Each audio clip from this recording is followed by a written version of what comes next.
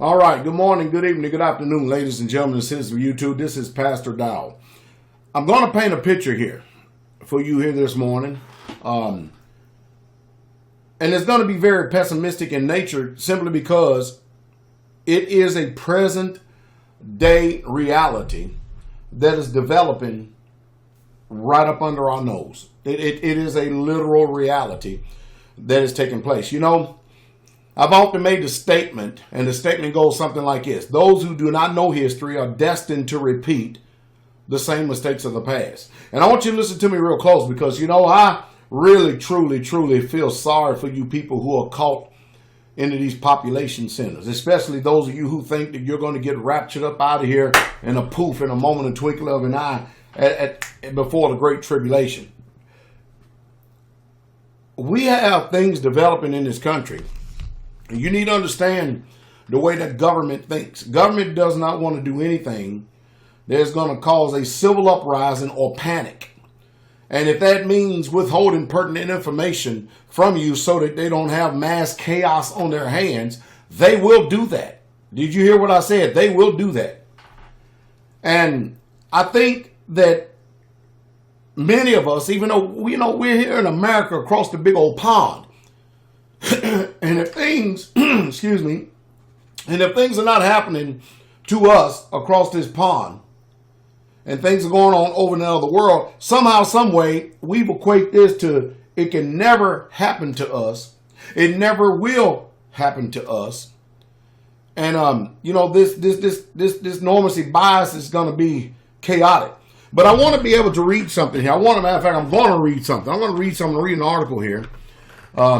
And reading this article right here, I want you to understand something, because I understand the nature of us. Many of us, we try to just put away calamity and catastrophe out of our minds, and then we make fun of people like myself and other people out there who choose to actually exercise independent thinking and always be prepared for a just-in-case scenario. You know, for instance, a world without rule of law. You know, there's an interstate called 95 South. Man, can you imagine trying to get out of some of these major population centers when crap literally hits the fan? And I know that most people don't want to hear this kind of talk. Believe you me, I know that people don't want to hear this kind of talk because this is not popular talk. But I'll tell you what I'm going to do. Let me raise up here for a second. I'm going to actually go ahead and speak to you and read this article right here to you because we need a defibrillator on our mind. We need to be reminded. As recent as 1992, and let's go ahead and read this. All right. Bosnia war. All right, listen to this. Bosnia war survivor warns of things to come in collapse of America. Now, we talking for someone who has experience, not someone who doesn't know. You know, most of you have never been to a third world country, and most of you have never been to a war-torn zone and have no idea of the amount of suffering. And many of you do not know. See, many of you, you give yourself a pass because you choose to put things out of your mind. And you have no idea what the human spirit will do. I don't care how saved, I don't care how sanctified, I don't care what God or God you believe in or whatever it is. Many of you do not know, and neither do you understand what type of challenges that will be presented to you and your family when it comes to survival. When every man and every woman is after surviving for their own self and their own. I'm telling you, the human spirit can decline real quick. Don't let civilization fool you. Don't let laws fool you one bit. Let's go ahead and with this article. And I'm going to tell you right now, it's going to be very painful, okay? And I'm going to go ahead and read this. Bosnia war survivor warns of things to come in the collapse of America. Natural News. We are republishing two important stories here that you need to read. The first is a report of a man who survived the war in Bosnia. Although the source of this cannot be confirmed, the advice is extremely valuable regardless. The second story, apprehended to the bottom of this article, lists 35 excuses that will get you killed if you fail to prepare for what's coming. This was originally published on shtfplan.com as a source below. So here it is first. 1 year of hell. I am from Bosnia. You know, between 1992 and 1995, it was hell. For 1 year, I lived and survived in a city with 6,000 people without water, electricity, gasoline, medical help, civil defense, distribution service, any kind, traditional service, or centralized rule. Our city was blockaded by the army, and for 1 year, life in the city turned into total crap. We had no army, no police. We only had armed groups. Those armed protected their homes and families. When it all started, some of us were better prepared, but most of the neighbors and families had enough food for only a few days. Did y'all hear that? Only a few days. Some had pistols, a few had AK-47s or shotguns. After a month or two, gangs started operating, destroying everything. Hospitals, for example, turned into slaughterhouses. There was no more police. About 80% of the hospital staff were gone. I got lucky. My family at the time was fairly large, 15 people in a large house, 6 pistols, 3 AKs. And we survived, most of us at least. The Americans dropped MREs every 10 days to help blockade cities. This was never enough. Some, very few, had gardens. It took 3 months for the first rumors to spread of men dying from hunger and cold. We removed all the doors, the window frames, and abandoned houses, ripped up floors, and burned the furniture for heat. Ooh. Many died from diseases, especially from the water. 2 from my own family. We drank mostly rainwater, ate pigeons, and even rats. And I know most of you people in America, you can't fathom this. But let me tell you, it's coming to a city, a town, a state near you. Money became worthless. We returned to an exchange for a tin can of what they think Soviet spam. You could have a woman. In other words, for 1 can of spam, you could have a woman, meaning you could have sexual relationships with her. And most people took it anyway.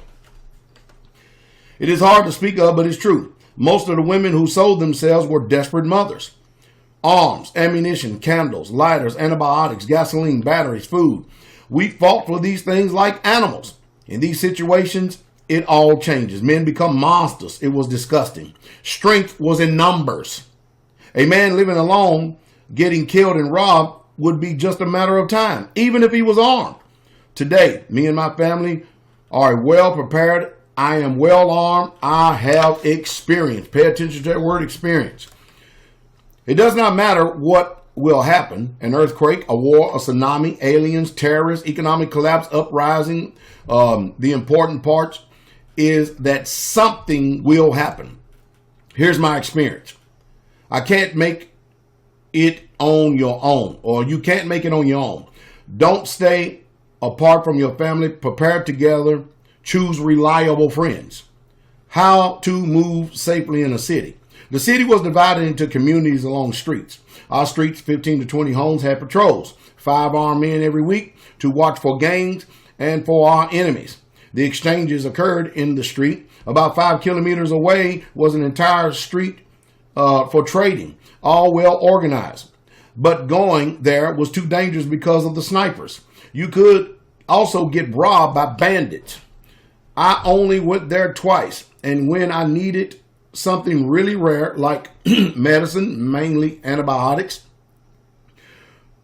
of the French original of the text, nobody used automobiles in the city. The streets were blocked from wreckage by abandoned cars. Gasoline was very expensive.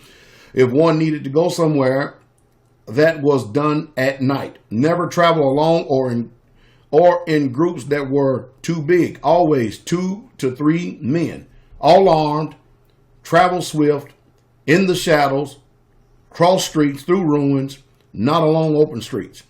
There were many gangs, 10 to 15 men strong, some as large as 50 men. But there were also many normal men like you and me, fathers, grandfathers, who killed and robbed. There were no good and bad men. Most were in the middle and ready for the worst. Number 2, what about wood? Your home is surrounded by woods. Why do you burn doors and furniture? There were not many woods around the city. It was very beautiful. Restaurants, cinemas, schools, even airports. Every tree in the city and in the city park was cut down for fuel. And in the first 2 months without electricity for cooking and heat, we burned anything that burned. Furniture, doors, flooring. That would burn swiftly. We had no suburbs or suburban farms. The enemy that was in the suburbs, we were surrounded. Even in the city, you never knew who was your enemy at any given point. Number 3, what knowledge was useful to you in that period? To imagine the situation a bit better, you should know it was practically a return to the Stone Age. For an example, I had a container of cooking gas, but I did use it for heat. If that would be too expensive, I attached a nozzle to it and made myself and used to fill lighters. Lighters were precious. If a man bought a empty lighter, I would fill it. If he would give me a tin for food or a candle, I was a paramedic. In these conditions, my knowledge was my health or my wealth, excuse me. Let me see. So if you're a paramedic in that case, in those scenarios right there, the knowledge that you obtained was literally your wealth. Be curious and skilled in these conditions. The ability to fix things is more valuable than gold. Wow. Items and supplies will inevitably run out, but your skills will keep you fed. I harp on that all the time by being doers.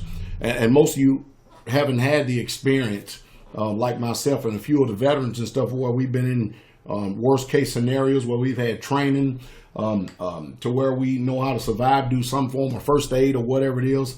And I tell you, if you don't, the best investment that you can ever do is invest in yourself. Because while people may take everything away from you, if that's a possibility, and with many of you, it's a good possibility. The one thing they can't take right here, even if they kill you, is the knowledge and wealth that you have invested in yourself by educating your own self. Let's go on here for a second. I wish to say this: learn to fix things, shoes, or people. My neighbor, for an example, knew how to make kerosene for lamps. He never went hungry. We're at number 4 now.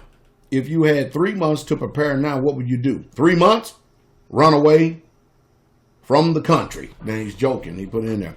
Today, I know everything can collapse really fast.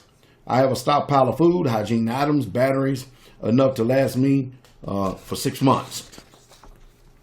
I live in a very secure flat and own a home with a shelter in a village 5 kilometers away.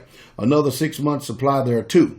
In other words, he has what we would call today a place they could go to bug out, or somebody he may know there, mutual assistance group, somebody who within 5 kilometers, which is about 3 miles away, that he can actually go to, and they're a trustworthy source, and then they would help each other in conditions like this. Most of you, I'm telling you, you think that you understand what's going on, but unless you've been to a third world country and seen some of the things that us veterans have seen, you have no idea. And it's you think it's bad in these cities now. Wait till there's when there's no rule of law and see how bad it is. There's a small village. Most people there are well prepared. The war had taught them. I have 4 weapons and 2,000 rounds for each. Can you imagine that? I mean, here's a box of rounds right here.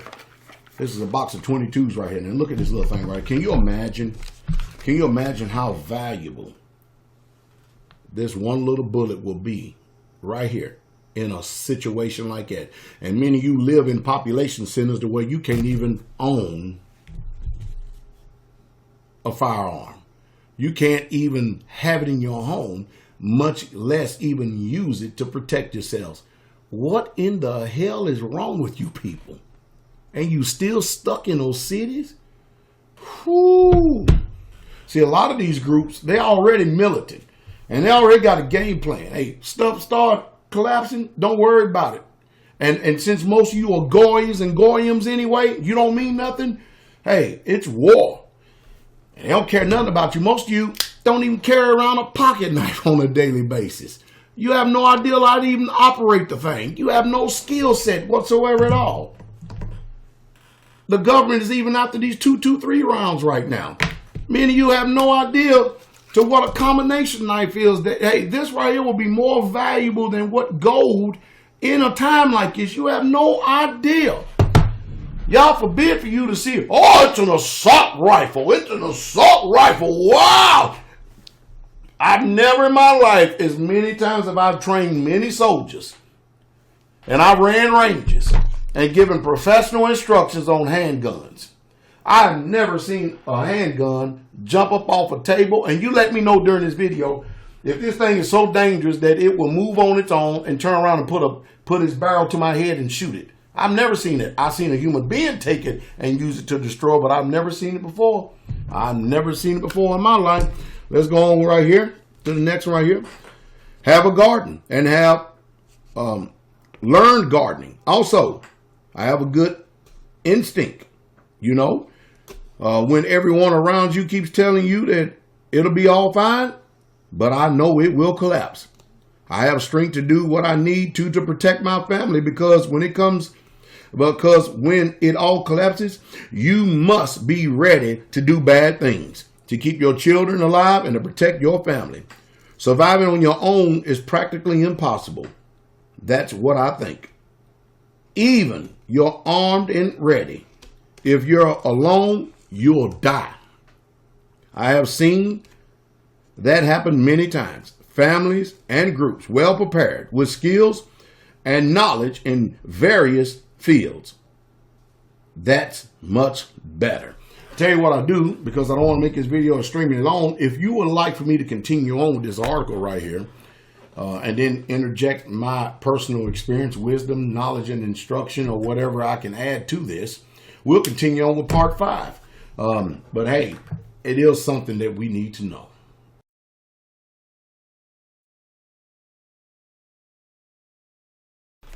All right, good morning, good evening, good afternoon, ladies and gentlemen, says YouTube. This is Pastor Dow. We are back here with part 2 of Living Through the Collapse, first-hand information.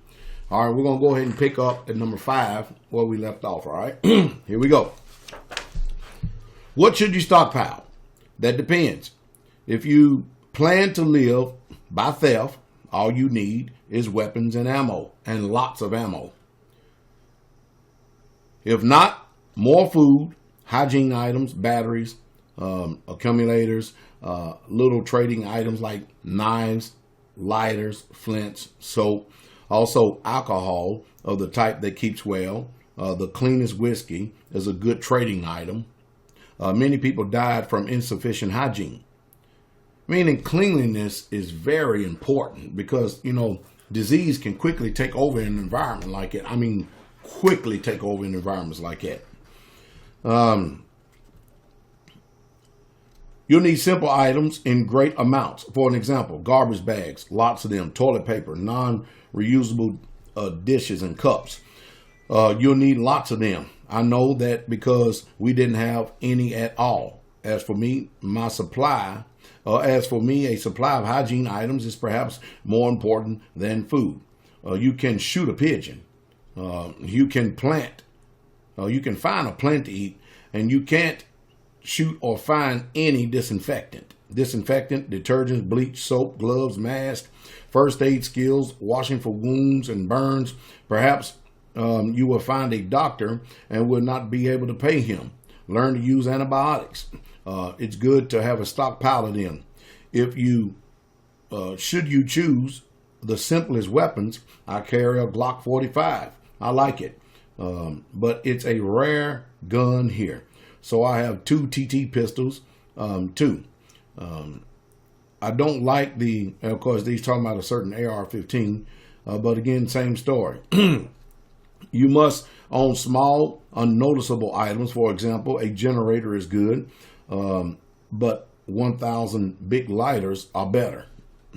A generator will attract attention if there's any trouble, but 1,000 lighters are compact, cheap, and can always be traded. We'll usually collect rainwater into 4 large barrels and then boil it. There was a small river, but the river became very dirty very fast. It's also important to have containers for waters, barrels, and buckets. I remember in '88 when we jumped into Honduras that I was amazed as we began to march along the countryside there. And of course, when we jumped in to Honduras, I mean the ground was so dry, the cracks in the ground was that thick, and scorpions everywhere. Woke up in the morning, scorpions all over me. But I remember passing by places where little small villages and little small towns and stuff. I remember going by creeks and stuff and where there was rivers and stuff and seeing, what we would call like a tent city or box city, and people's drinking water and pissing water and cleaning water all came from that river that flowed. And boy, I tell you got the bad end of it if you were downstream, if you understand what I mean. But it won't take long for creeks and natural resources or anything to get polluted, so you can't always depend upon the benevolence of man to do right in situations like this, because after all, it's all about survival. Anyway, let's go on right here. Number 6, were gold and silver useful? Yes, I personally traded all the gold in the house for ammunition. Sometimes we got our hands on money, dollars and Deutschmarks. We bought some things for them, but this was rare and prices were astronomical. For an example, a can of beans cost $30 to $40. One can of beans. The local money quickly became worthless. Everything we needed, we traded for through barter. I tell you what, I think about this silver coin right here. Wow. You know what you could buy if you did not prepare? And you could use this for trade and barter. What could you get for this? This big 10-ounce silver coin right here.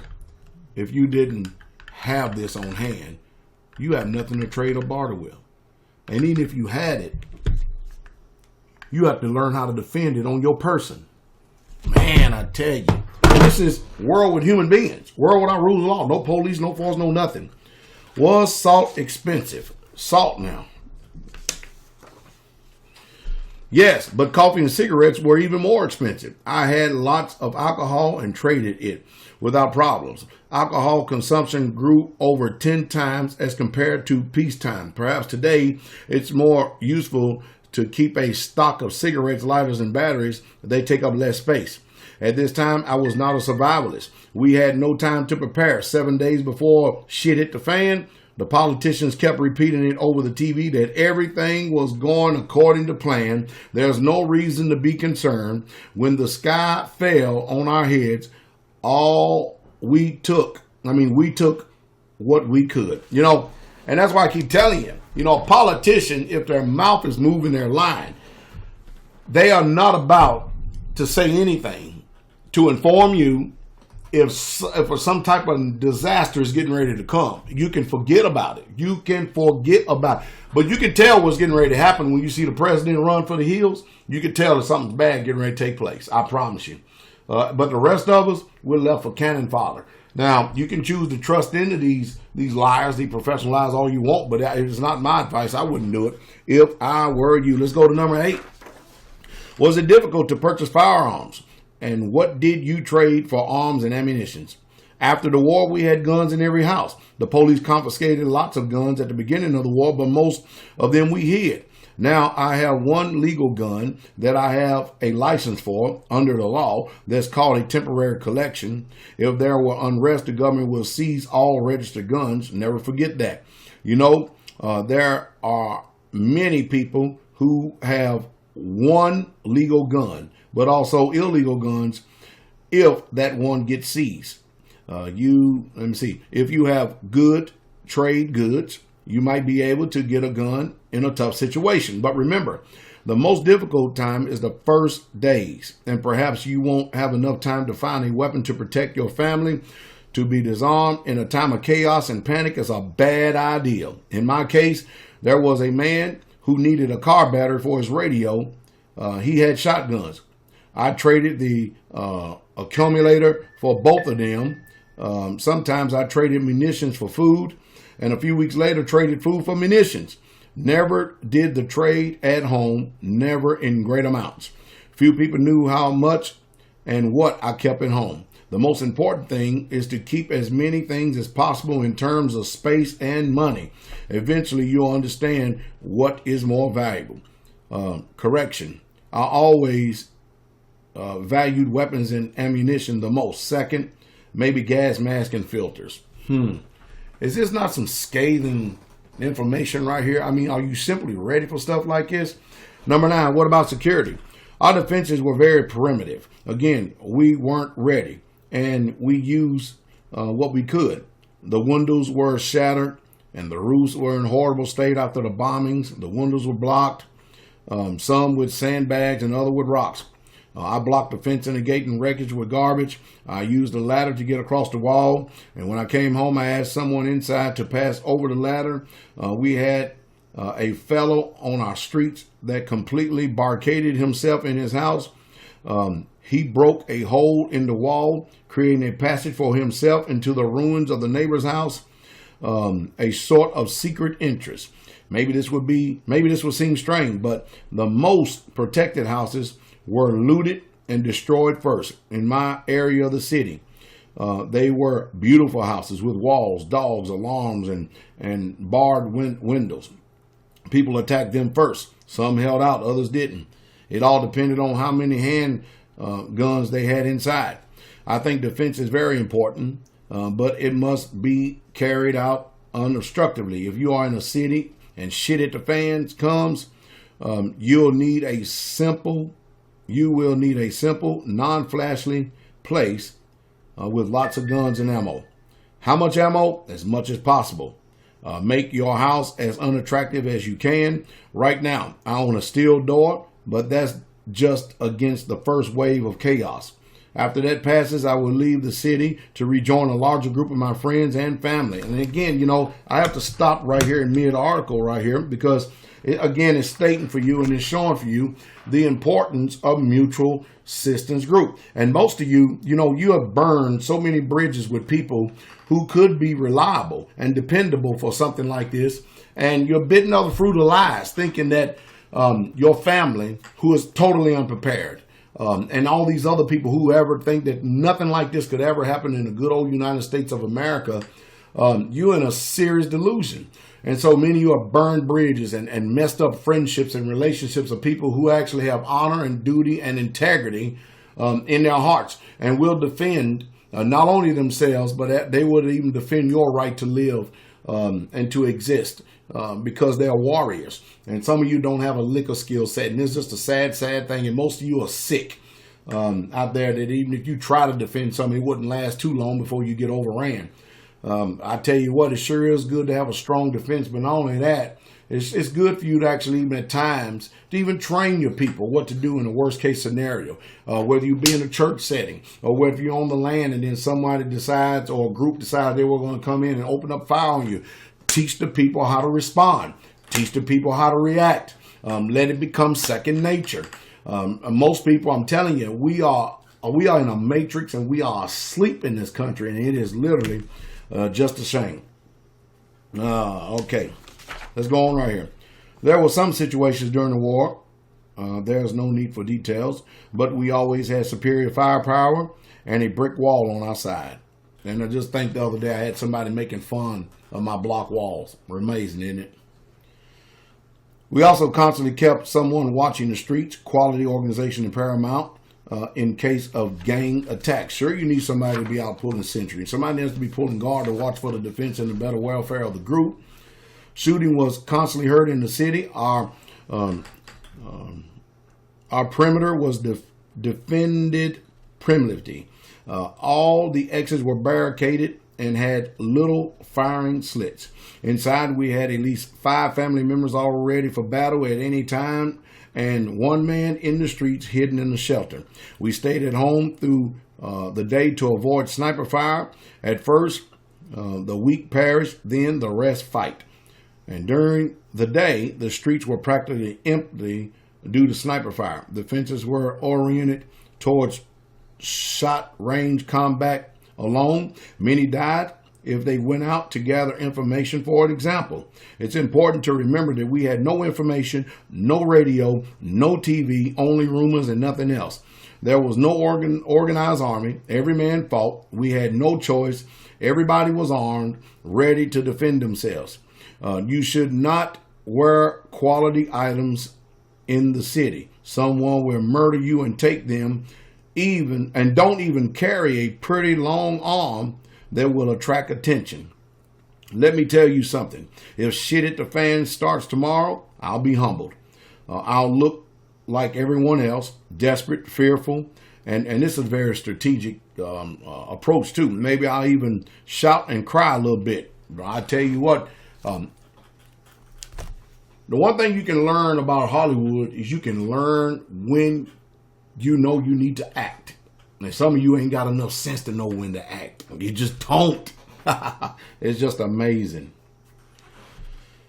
Where I'm at.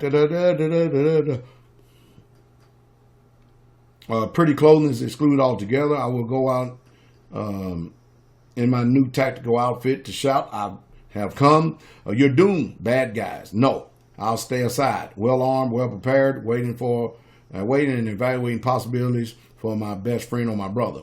Super defenses, super guns are meaningless.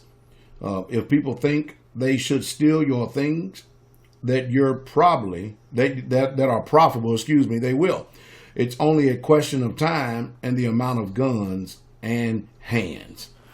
Well, I'll tell you what, we'll go ahead and stop this video right here in part 2, and we'll continue on with number 10 immediately after this. I hope you're enjoying this series.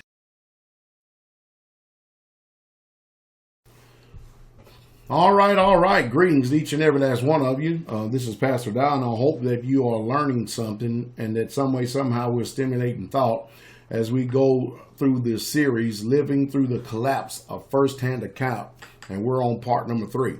We're going to pick up with number 10, and then it's going to go off into a little bit more here in this article, and we hope that some way, somehow, that we're doing our part to help you to be informed as we go forward. Let's go ahead and get started with number 10 right here for a second. How was the situation with toilets? We used shovels and a patch of earth near the house. Does it seem dirty? It was. We washed with rainwater or in the river, but for the most of the time, the latter was too dangerous. We had no toilet paper, and if we had any, I would have traded it away. It was a dirty business. Let me give you a piece of advice. You need guns and ammo first, and second, everything else, literally everything. All depends on the space and the money you have. Did you hear what I said? You need guns and ammo first. Number one priority, number one. Guns, ammo first. You need this first. Guns, ammo first. Everything else is secondary. All right. If you forget something, there will always be someone to trade with for you or with you for it. But if you forget weapons and ammo, there will be no access to trading for you. I don't think big families are extra miles. Big families means both more guns and strength. And from there, everyone prepares his own. Number 11, how did people treat the sick and the injured? Most injuries were from gunfire. Without a specialist and without equipment, if an injured man found a doctor somewhere, he had about a 30% chance of survival. It ain't the movie. People died. Many died from infections, from superficial wounds. I had antibiotics for 3 to 4 uses for the family, of course. People died foolishly, quite simply, and quite often. Simple diarrhea will kill you in a few days without medicine. Ain't that the truth? With limited amounts of water. There were many skin diseases and food poisonings. Nothing to it. Man, I tell you, if anything, what it does is actually stimulate thought and help you to really truly start thinking about the things that's important, because I personally don't trust my neighbor. I don't trust none of my neighbors up here. And I damn sure don't trust this town I live in. They have already made known to me who they are, and I'm so glad that they did, because that way I know who my enemies are, and I don't have to worry about trying to assume that somebody's my friend when they are my enemy. All of them have made themselves known, with the exception of one family in this town. And I'm not talking about the saints that move around. All exception of one sound, true family. And myself and Straightway will defend that family with our lives if necessary. Let's go on. Many use local plants, pure alcohol, enough for short term, but useless in the long term. Hygiene is very important, as well as having as much medicine as possible, especially antibiotics. You know, I remember some time ago I told every home, I want you to store 50 gallons of water in your home. Good, clean water, 50 gallons. You know what most people did? Laughed at me, mocked at me, jeered me, and just unbelievable. You know, I know a wise man, especially his wisdom is despised. But I also understand, and I know this. I know that the day is going to come that a lot of the words that I have said is going to be rehearsed in your conscience and your ears. And you're actually going to take heed, but then it's going to be a little bit too late. So let's go ahead and move on here. 35 excuses that will doom the non-prepper. As of today, it is only an estimate that 1% of the population actually goes to much of any effort to prepare and store up enough of what they need to survive a true calamity. This means a huge majority of the population fails, yes, fails, to have much of anything if and when what they need each day to live evaporates quickly.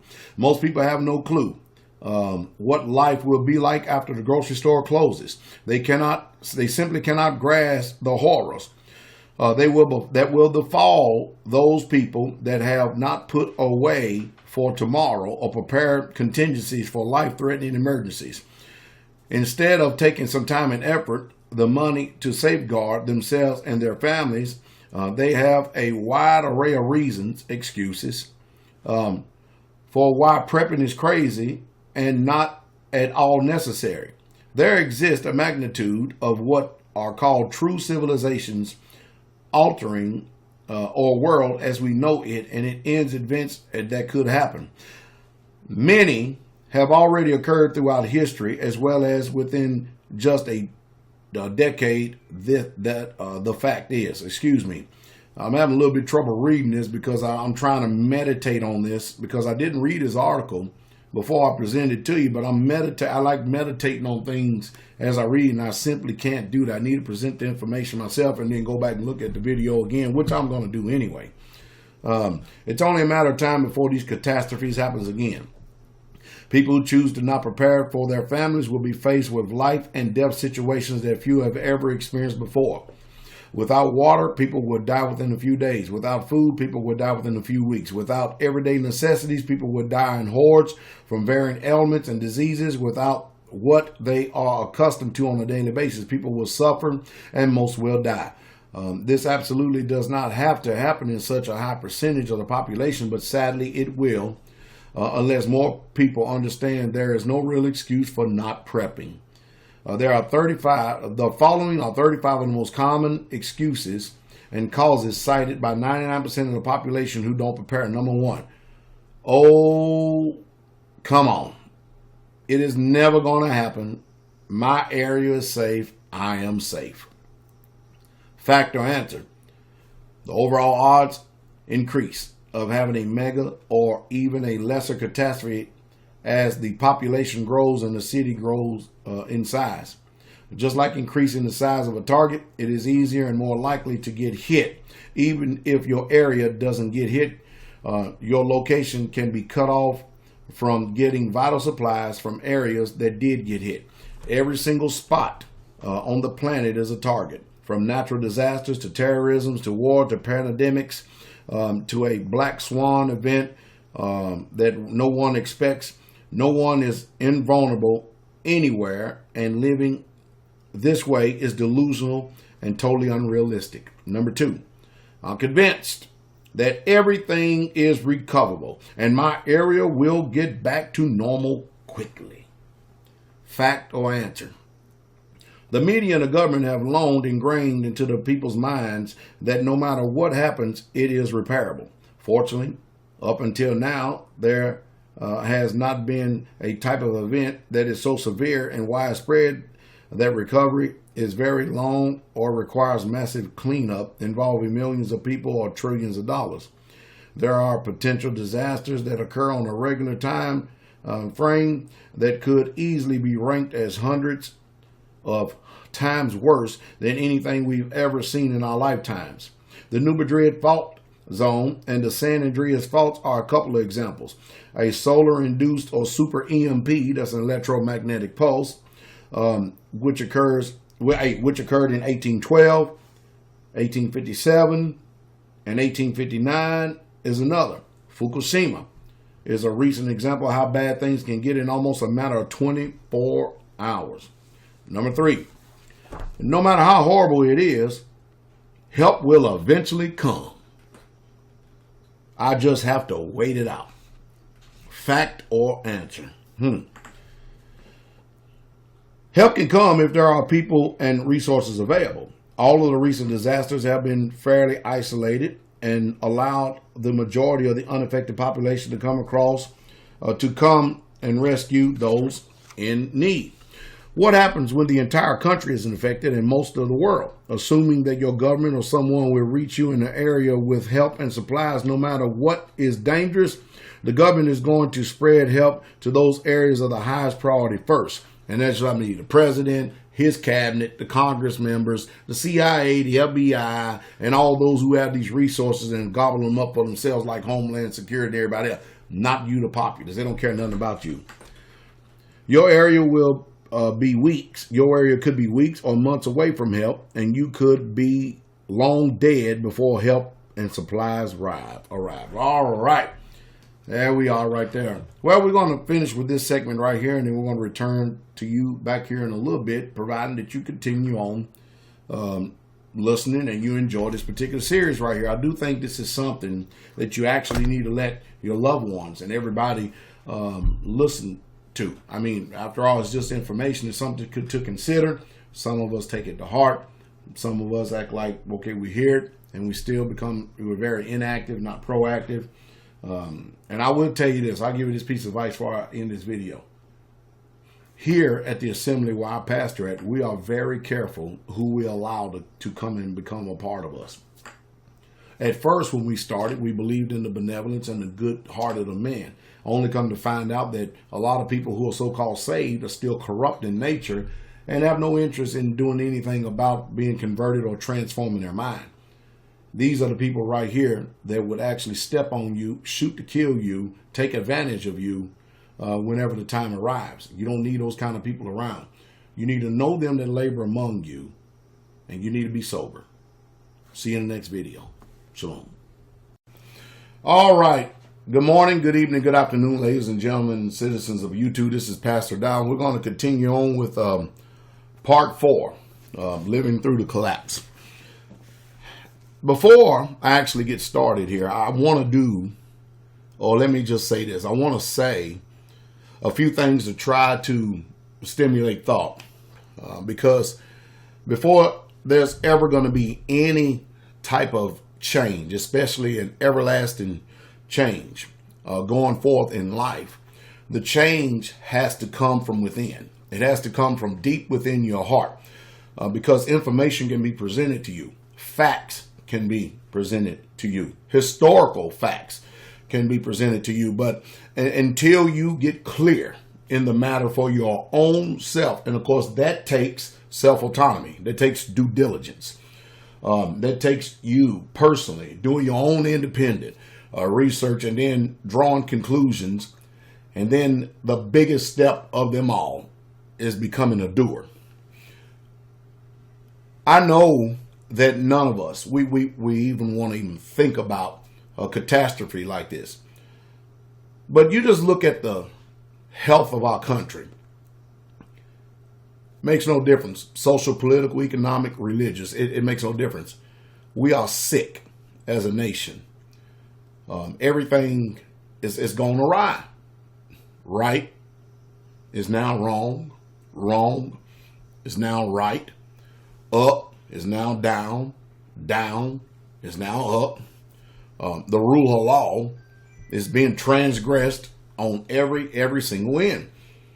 And you need to really truly start thinking, and you need to ask yourselves the painful questions that many people are just simply, it's better to just put your mind in some type of utopia, and it's better to just let that utopia just run rather than actually look at the reality of things. Our government, Congress, you need to understand their attitude. If they can avert any type of national uprising or whatever you want to call it, in order to control the population, they're going to do everything that they can. That includes lying to you about the real true facts, especially a situation that is really truly bad. It's too late to prepare for a situation when it's sitting on top of you or right at your doorstep.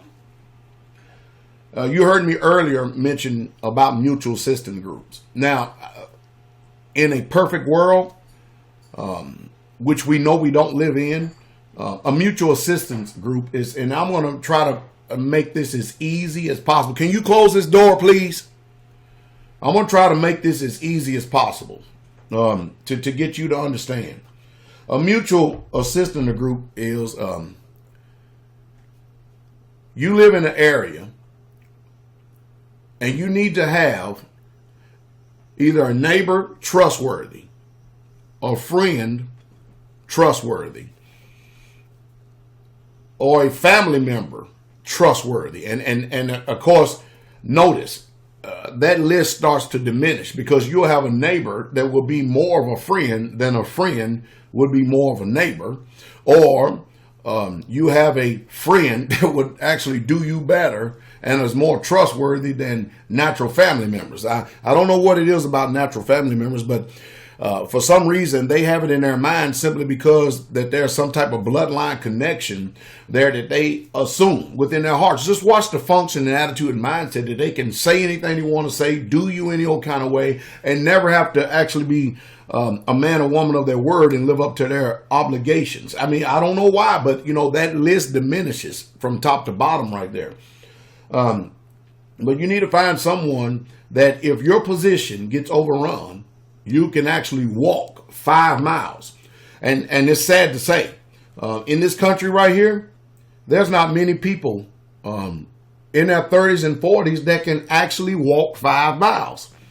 And when you start getting older, you can forget about it. You can forget about it. Can you imagine you being a man and then you would have to actually pick up your wife and actually take her somewhere if she ever gets injured? I mean, if your wife is obese, how are you going to move her? I mean, think about this. If you got a situation where things are really bad, you've got a choice and decision to make. If you are a family and you have wife, children, and yourself, and you have a mob coming after you, or you and that 5 miles, is not walking down the highway road on flat surface. That 5 miles is going through valleys, mountains, depressions. We talking about without being seen. You have to get this through your mindset. This is making moves without being seen by the general public, because you could compromise your position.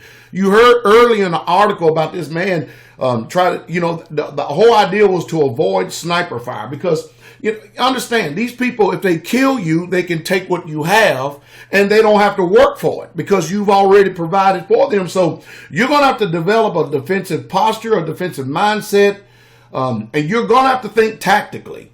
Because this is not 5 miles walking down the road and then thumbing a ride to your neighbor's house. This is actually charting out and beforehand mapping out your course, the way that you would go, and you actually need to walk it. You need to do this quite a few times in the year. And you need to make sure that you assess yourself, because the truth is, some of you will have to die. Some of you will be forced to make painful decisions given a world without rule of law. And it's things we really truly don't want to think about, because we think here in America that this situation can never happen to us. We are a deceived people, and we love it. We are an entertained people, just like the Roman Empire, and we love it. We've lost all the fight, with the exception of a few people that have the spirit of 1776 in them that understands exactly what's going on. We're going to get to this article here. But you need to be able to walk 5 miles, and you need to be able to have enough food there for you and your family to survive, because you don't want to take from the peoples who you are going to, mutually assisting or trusting, and take from them. Because tensions, when they start rising, let me tell you something, the spirit of toleration is very, very low in stressful situations. And there are a lot of things that you yourself, you may think that you will not ever do. It's easy to say when you're not in that situation, but believe you me, I know the depths and the levels that a human being will resort to. And it's an ugly situation. You need to have a situation now. You need to have, to be able to communicate if you can. But if you already have everything mapped out and planned out in case something happens, then guess what? You're good to go.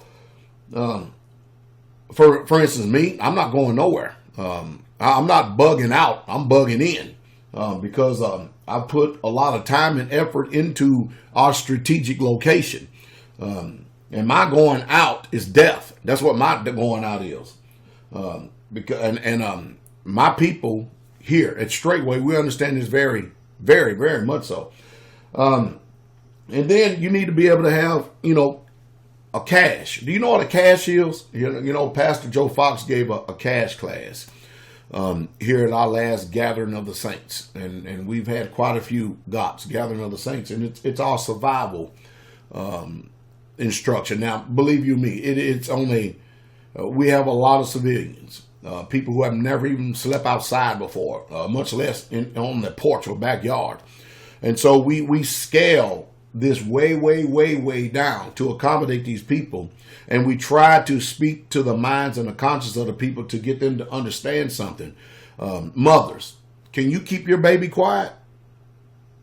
I mean, if you have a gang that's coming by your position and you're in the woods and your baby starts crying and the baby starts doing certain things, do you know how to control your child? Because if you don't know how to control your child, that one child could compromise the whole entire little small unit and get you all killed dead. That's the reason why discipline and controlling the youth is very important. They need to be doing what you say and not what they want to do. And most of you cater to these children. And I know what it is. I mean, I've had children. When you chasing your children, you're chasing yourself. And that wicked heart of ours, it gets in the way. But I tell you what, a leader in this type of situation is going to have to make some painful decisions. And I'll leave it at that. Let's go ahead and go with this article right here. But don't think for 1 minute that the food is always going to be running to these grocery stores. It's just not going to happen. Number 4, even if something happens, there are plenty of food and supplies for everyone in my city. Fact or answer?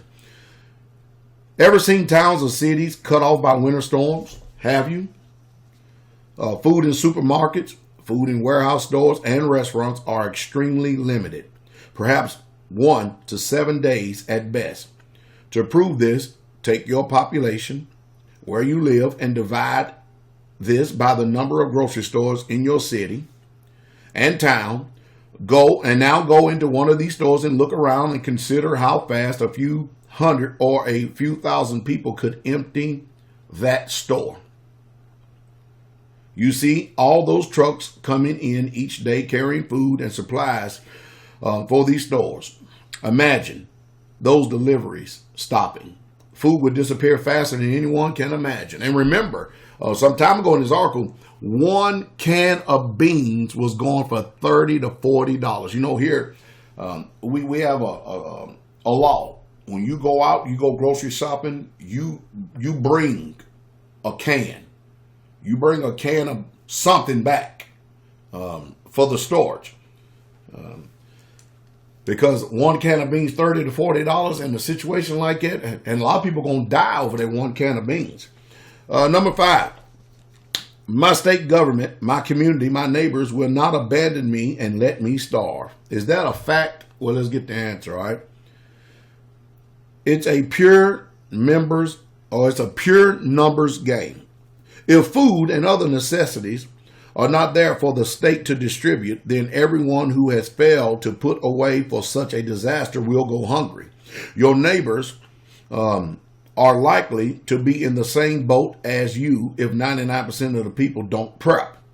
Those that did prepare are likely to not share with a bunch of people that choose not to.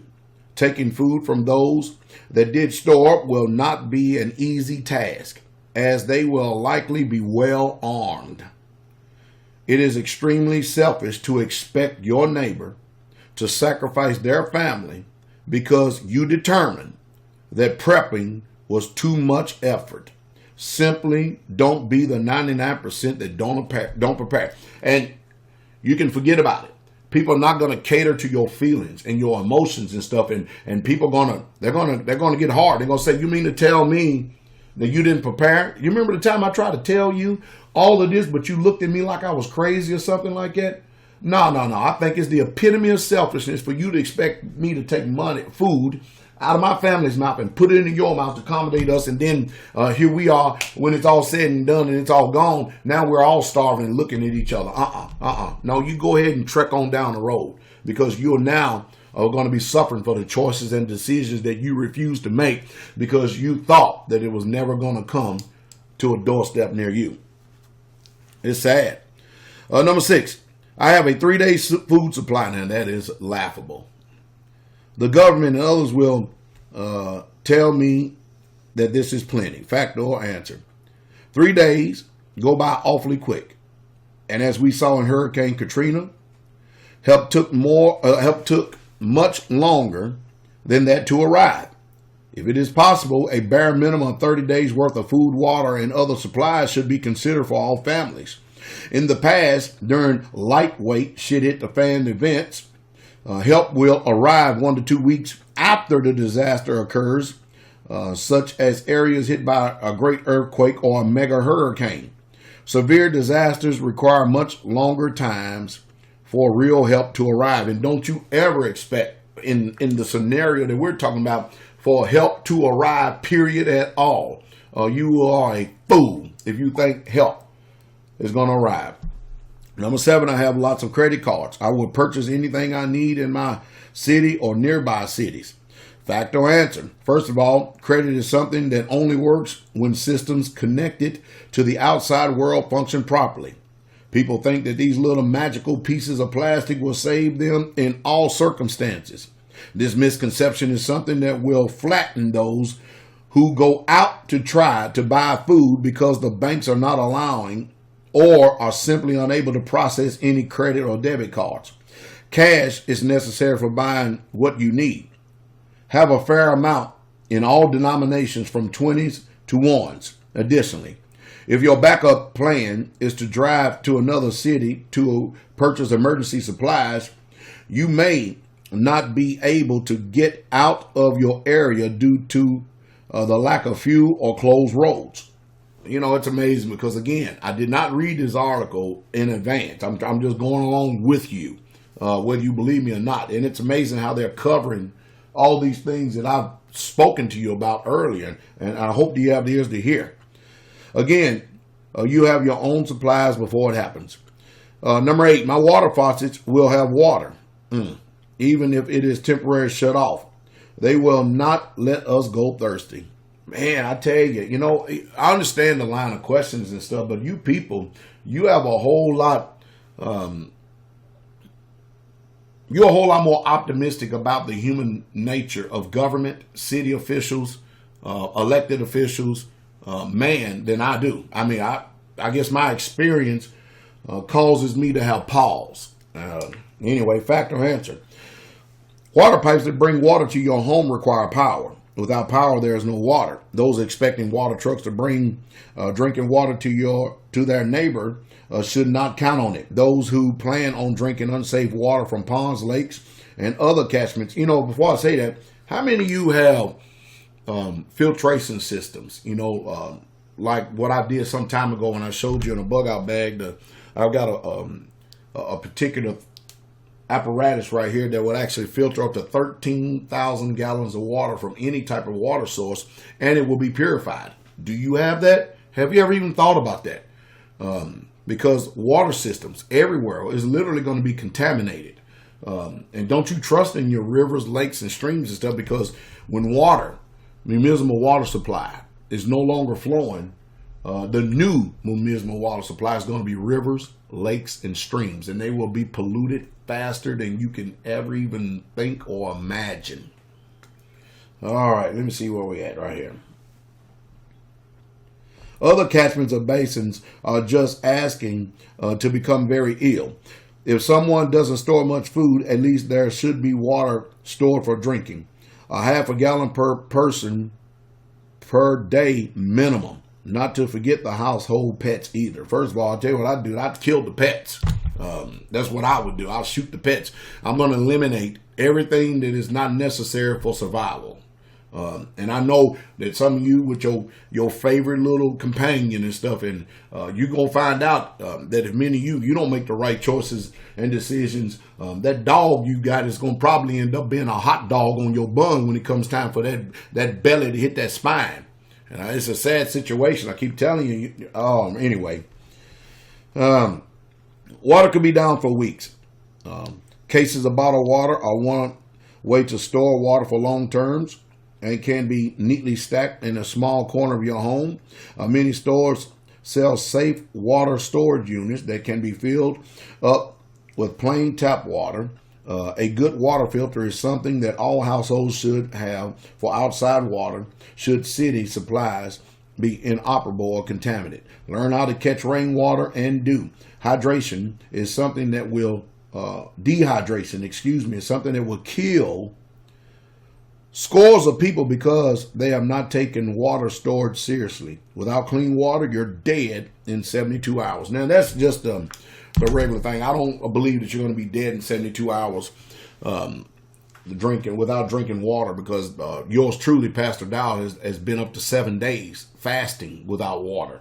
But that's not to say that everybody, but of course I'm also, I also take personal responsibility for my health too. Before I embark on an endeavor like that, I make sure I'm well hydrated, very well hydrated.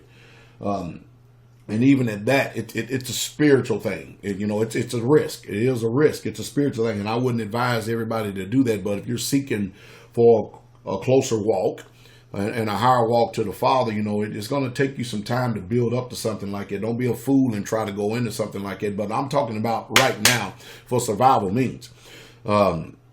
There's a lot of things you're going to have to think about. And let me say this. Some of you're so hardwired right here.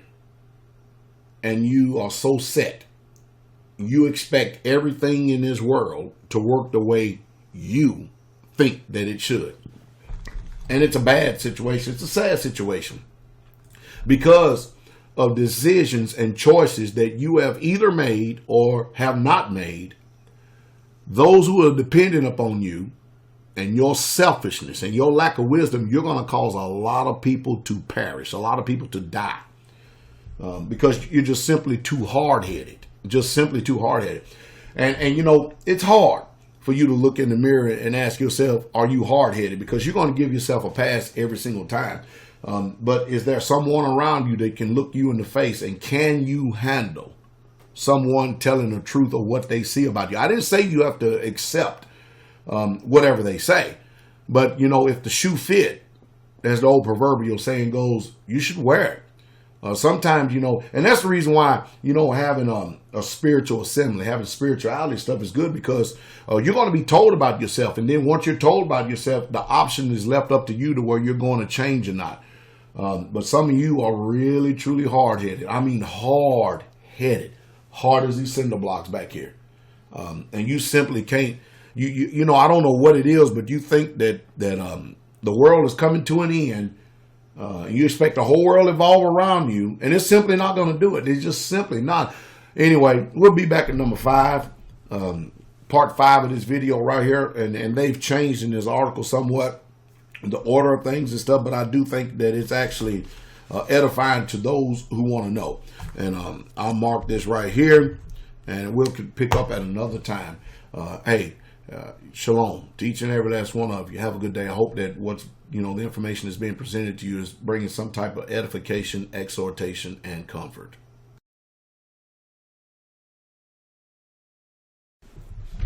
All right. Good morning, good evening, good afternoon, ladies and gentlemen, sisters of YouTube. This is Pastor Dowell.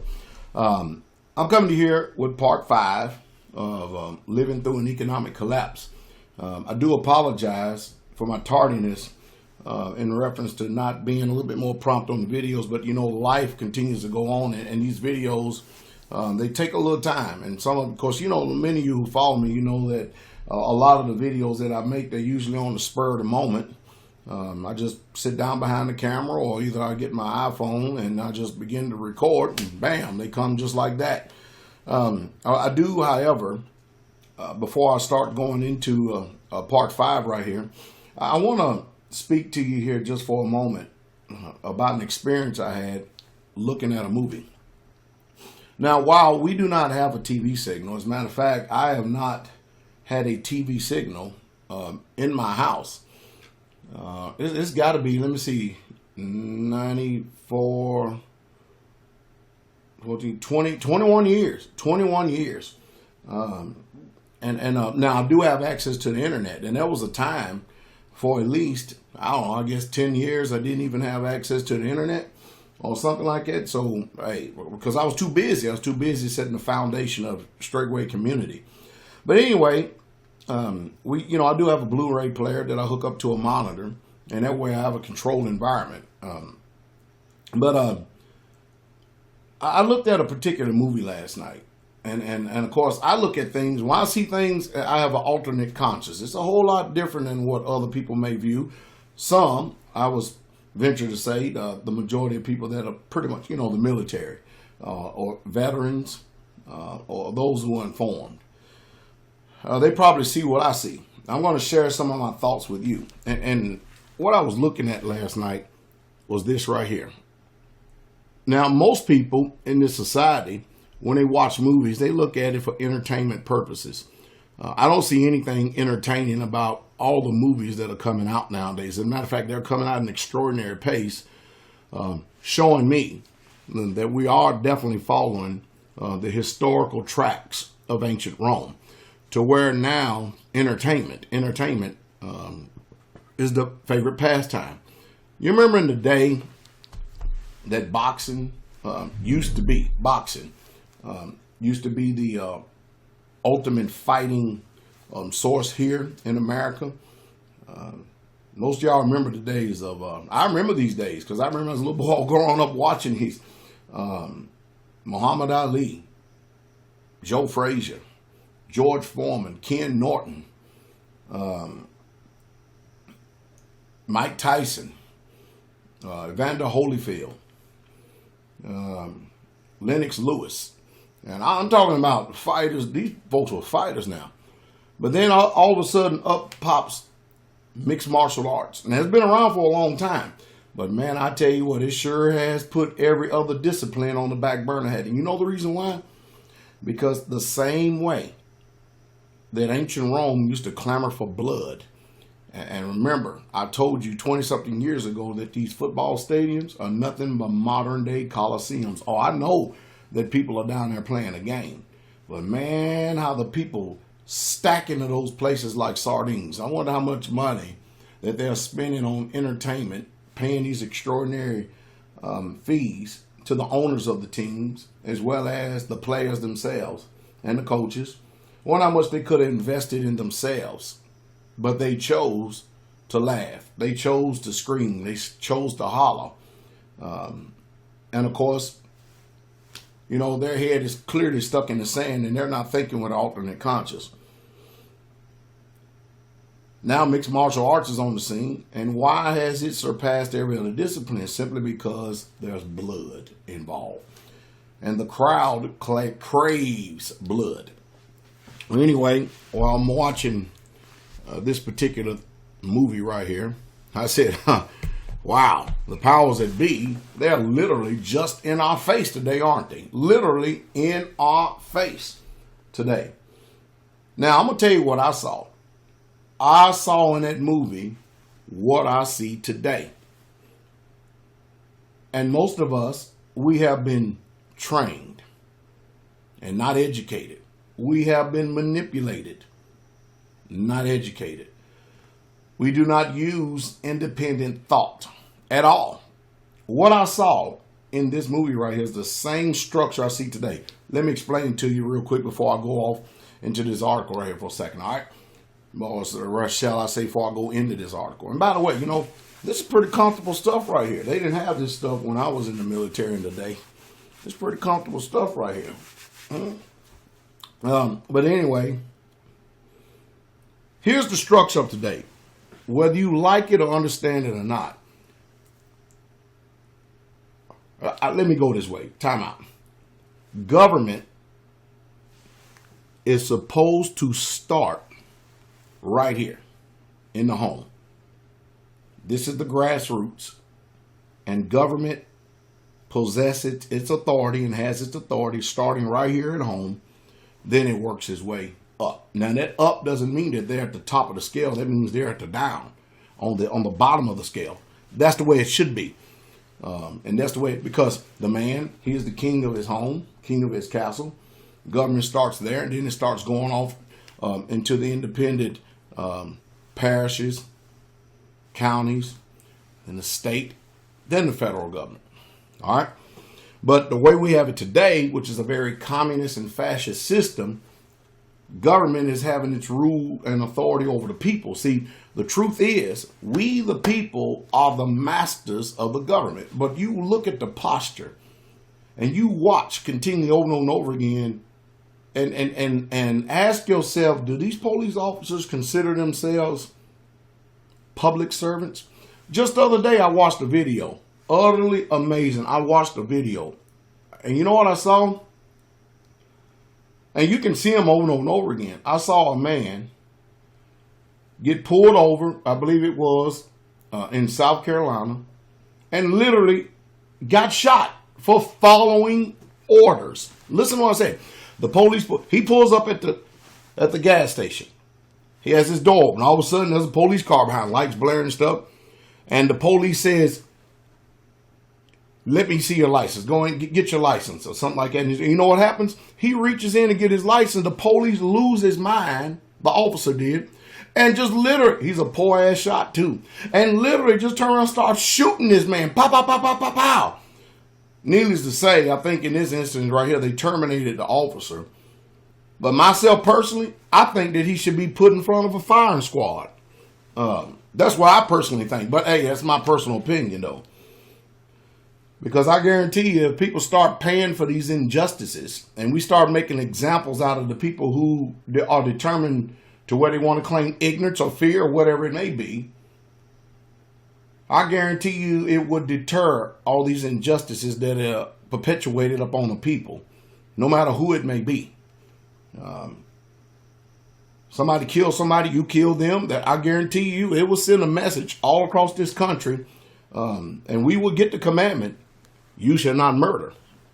But anyway, and then this cop turns around and the guy say, I'm sorry. I don't know what he's sorry about, but I'm telling you, when I see something like this, I'm telling you, it causes me to think even more. I have to really, truly be careful.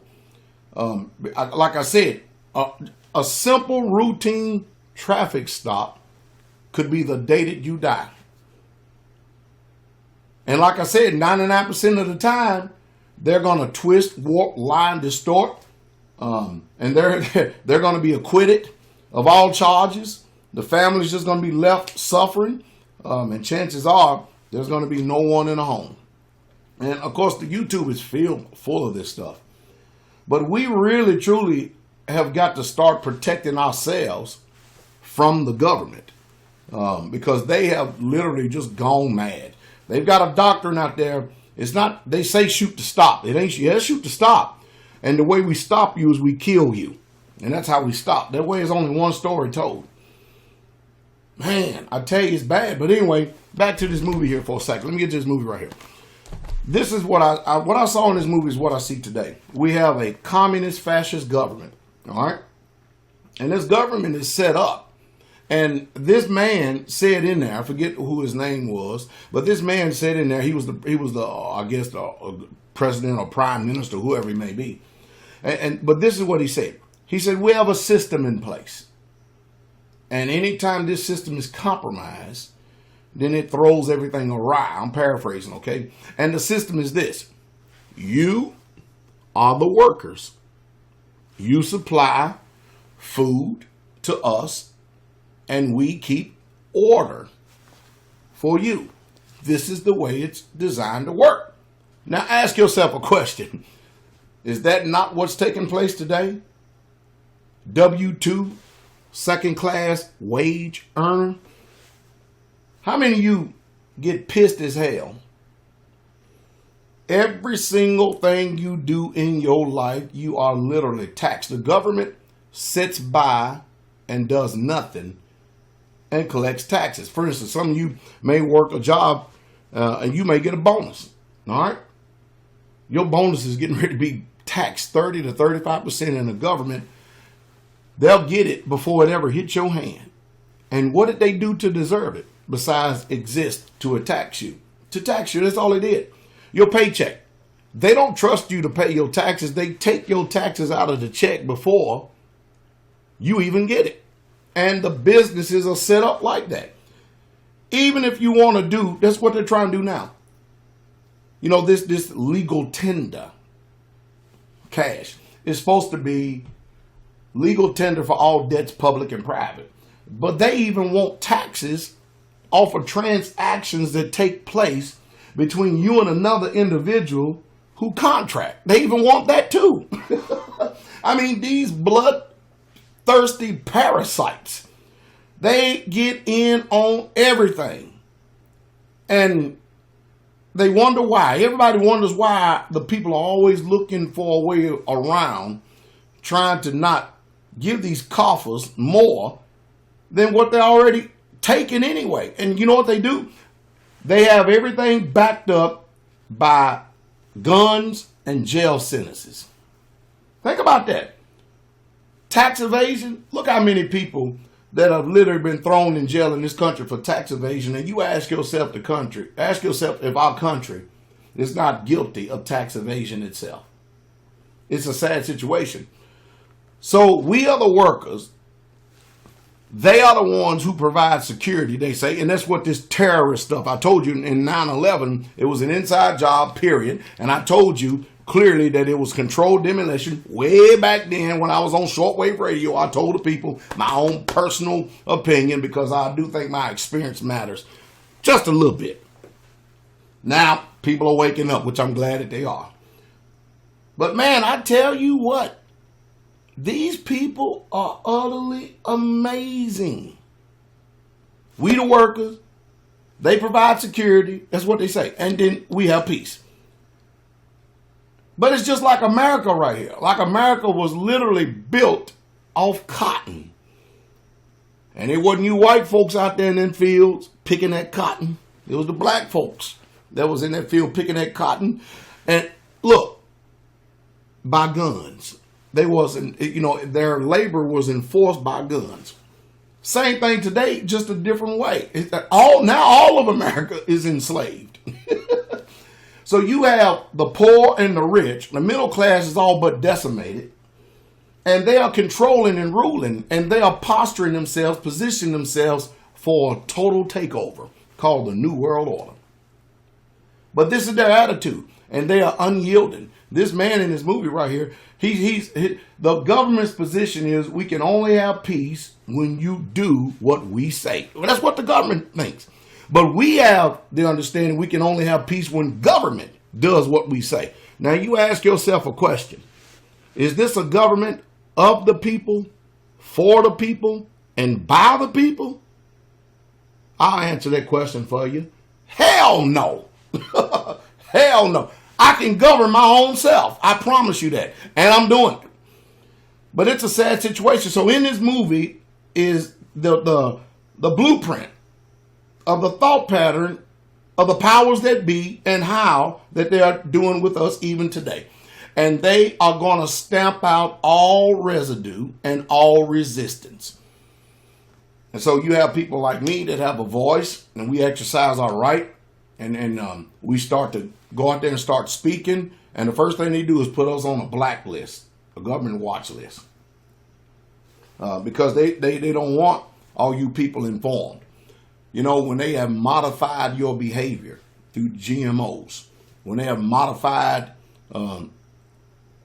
your health, chemical trails, pesticides, herbicides, you have mercury in your mouth, fluoride you're inducing on a daily basis through the municipal water supply. They're poisoning us. Most people can't think right. What they want is a society of yes and drooling, bumbling idiots. And they just about all but got it complete. I sit and watch the people, war back and forth with each other. And the psychology that the government uses is working. It is working on a grand scale. Every time I turn around, you can go on YouTube and you can see the racial discord. It's utterly amazing. I'm like, man, these people cannot see what's going on. They literally can't see what's going on. They're fighting the wrong people. But man, these people are masters manipulators, ain't they? That's what's going on in that movie. The government position is they can't have peace unless we do things their way. And so, whether you like it or not, whoever you get paid by is who, check this out, watch a second, is who you represent. Think about this. The school teachers, who they get paid by? Everybody say, well, everybody gets paid by the taxpayers. I told you, government, they cannot produce anything. They can only take.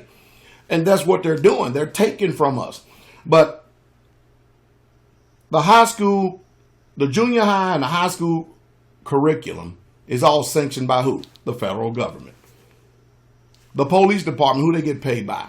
Local and federal government. The FBI, the CIA, all these different alphabet soup organizations, who they get paid by? Local, state, government, all forms of government. Federal government. Think about this. Do you think for 1 minute these people who are on the payroll, the military, who they get paid by? Federal government, federal citizen. Most of you, there's a lot of people, listen, now, these people have a mind, they are a federal citizen. That is totally different than a citizen of America. A total different mindset. These people are federal. I'm not going to go in that. I hadn't even started the article. And I'm trying to stimulate thought to get you to understand what's going on. But you think about that for a moment. These people on the payroll, so who do you think they're going to represent? That's kind of like these politicians. Whatever money that they receive from the state that they represent, it pales in comparison to all these backroom deals and all this campaign contributions that is constantly hidden by corporations. Can you imagine that a president will spend upwards to $50 to $100 million just to get elected in this society? Is that the democratic process? Whew. And they keep cramming democracy, democracy, democracy, democracy. Well, I thought, according to these documents right here, that we're a constitutional republic. News media, democracy. Local state, democracy. Everybody around the world keeps hollering democracy. We're supposed to be a constitutional republic, and I know many of you don't even understand what that means. It's crazy. To dumb it down is all but complete. I'm sure you get what I'm saying. But I see things from an alternate paradigm. I promise you, an alternate conscious, function after alternate conscious. I saw a people resisting the government, and they wanted to fend, be at peace, and live without tyranny. But the government has a total different attitude. You see, they can't function unless we the people are working and contributing to them. This is the age-old war. People just simply want to be free. I'm sorry it took so long, but I'm only going to be able to cover a few points in here because this video is already long enough, and I'm sure that many of you appreciate my commentary. Think about that. Let's go back a few videos. You remember a few videos ago that the man said that 1 can of beans was going in upwards of $30. How many of you are really taking this to heart? How many of you have went out, and every single time you went out and you come back home, you bought at least 1 can of beans, or 1 can of or bought some lentils, or a big can? How many of you are taking heed to this stuff? Has it sobered you up? Has it helped you out at all? I mean, have any of you went and decided, hey, you know what? I think I better get some of this right here, because this is going to happen. This is the people's money during an economic collapse. You see, gold is a storage of wealth, but silver is the people's money. And silver is what's in the Constitution, as well as the Bible. 5,000-year-old documents. But anyway, I'm going to go ahead and read a few points here. There's no room to store supplies that will never be used anyway. That's point 9 right here. Fact and answer. Vertical storage is one way. Even very limited amount of space can be used to put away that someone needs. There are all sorts of dead spaces around the home, under the bed, closet, shelves, your garage, a couple of ideas. Square footage of a home is two-dimensional, as there is usually about 8 feet of space up and down between ceiling and floor. Even people living in tiny apartments find room to store up emergency needs. Yeah, I mean, just don't think just on the ground. Think about all this airspace. Even here, when we are growing food here at Straightway, I try to use the air in the greenhouse, because that's also space where food can be grown. Do I have to make modifications and stuff to the greenhouse and do things a little bit different? Sure I do. Yes, I do. But I'm trying to use and maximize all the space that we have. This year, we're going to put more raised beds and do more canning than we've ever had before. Why? Because I'm not interested in a green lawn. I'm not trying to keep up with the Joneses and trying to make my lawn look like the Masters down in Augusta, Georgia. I'm not concerned about my homestead looking like a golf course. Damn it, to me, that's just more grass I got to cut. Now, I can put the grass on the compost pile to use later on in the garden if that's going to be effective, but I'm trying to put places for food, not trying to look good for nobody and spend money on a bunch of wasteful attitudes and things. It just don't make sense. Anyway, point 10. I can't rotate supplies. Everything will get old and have to be thrown away. Fact or answer. Many items can be consumed way past the best buy dates. Those that feel that they still can't store up items even in cans because of some used by the best buy date can store up a lot of other items that don't have to be rotated. There are everyday items that can be forgotten about and will be just as good as when you first stored it. Sounds crazy. Let me stop right here. Now, if you go back in my videos, I talked about oxygen absorbers and Mylar bags many, many years ago and stuff. And I can tell you right now, we've got stuff stored years and stuff. And when you store it right, you use oxygen absorbers and Mylar bags and stuff. You open that stuff up, it's like, man, you just put it in there. But you have to know what you're doing. Go back and get educated. I got videos up on this, all right? But there are items that can fetch a higher barter value that people need and want. Toilet paper is one key supply that can be traded for food and other items because it will never lose its demand. Well, I agree with that in part right there, but what you need to do is start trying to think about some type of cloth or clothing. Now remember, we know that the Mimizo water supply is going to be tore up. All right. We know that the creeks and the rivers is going to be contaminated. My suggestion is you get a homestead and you modify that home, or you get some deep wells. Either you can put a can down in the well or a hand pump, a manual hand pump. And my suggestion is that, yes, you have toilet paper, but you also try to use something like T-shirts and cloths or something like that, because you're going to use the bathroom, all right? But that you can continually keep washing and then use and reuse and reuse. And then if all that doesn't fail, you got leaves. Anyway. All right. And then, on top of that, you ain't got to worry about how you're going to use the bathroom, because sometimes toilet facilities may not be available. But there's always trees. You know what you can do? You can just stand up and prop your butt up against the back of a tree. You can sit like this and use the bathroom, be just fine. Take a shovel and cover it up. Anyway, toilet paper is one key supply that can be traded for food and other items because it will never lose its demand. Other bottom items, such as cigarettes and alcohol, have extreme value just about everywhere. It would be wise to always store up what you eat each day in cans, as canned foods have a very long shelf life, so long as they are kept dry, cool, and undamaged. Well, I would tell you one thing, you can use it because people are going to smoke cigarettes or something like that. They'll smoke anything nowadays.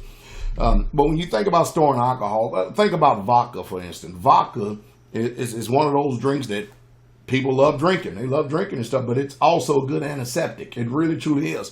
So go out there and buy a whole bunch of cheap vodka. And the reason why people become alcoholics and think about alcohol, because the stress and the pressure of everything is on them, and people they're humans. They're always going to be looking for a way of escape or some form of comfort.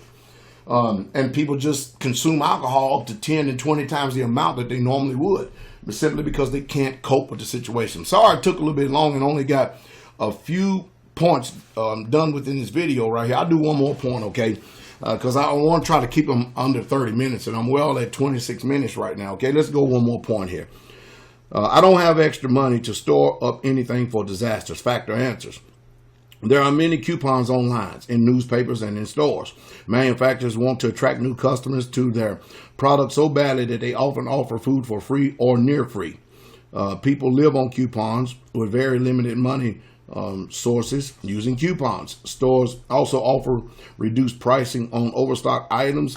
Collecting these supplies will add up if one is willing to start doing so. Never pass up an opportunity to get something for free, especially if it can be stored for later use or barter. Well, you know what? I remember yours truly, Pastor Dow. I used to go dumpster diving. I used to go behind some of these stores and stuff, and they would throw out all these expired canned goods and everything else. I used to go in a dumpster and get the canned goods and load them up in my little pickup truck and take them home. And somebody said, well, why in the world did you do that? Because, man, you wouldn't believe the good stuff you find in dumpsters. But some of you're too prideful. And that's that's one great downfall of many of you people out there. You are too prideful. I've seen people come here at the community, and you could see it in their eyes, in their spirit right here. There was some jobs that they are just simply too prideful to do. Not one brother that lives on this land of straightway, there's no job that we're too prideful to do. Pastor Dow, even still to this day, I shovel chicken manure out of the coop. I shovel cow manure from the field. Yeah, can you believe that? Yes, sir. Clean the chicken coop. Yeah. Along with the Pastor Dow. Can you believe that? That Pastor Dow would actually stoop so low. I never to actually get out there in the chicken coop and shovel some chicken shit. Oh, God of mercy. Oh, God. Most of you can't ever imagine that. Yeah, Pastor Dow butchers deer, butchers turkey, butchers cows. What? Most of you don't even have a skill set to even know what to do. It's a sad thing to even survive if you had to, because your survival depends upon the system that you trust in, which is going to be your downfall. Go back and look at my archives. I even show you something. I should have this year actually gone through great details, but there's plenty on YouTube to show you how to butcher an animal. Pastor Dow even fishes. Now, everything that I'm doing, that I do, the people here on the community do as well. Women, children, brother, they all do it. It's part of our lifestyle. Yeah, Pastor, I actually dig holes with shovels, post hole diggers. Most of you don't even know what a post hole digger is. Use come along. Most of you, do you know what a come along is? Never mind. Oh, mercy. I mean, there's just so many things. My.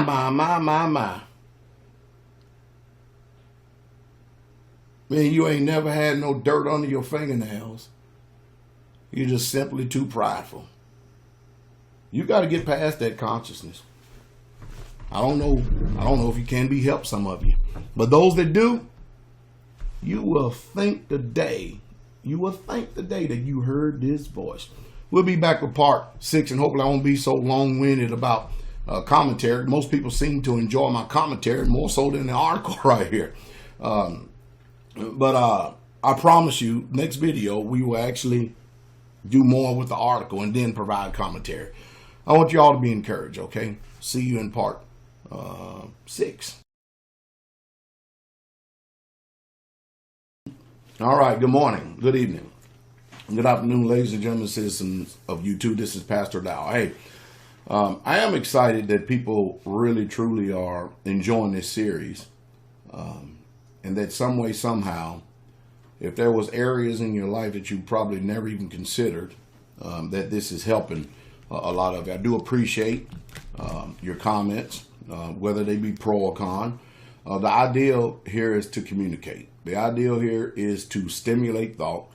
I'm not trying to win anybody. All I am is a presenter of information. I can't do that.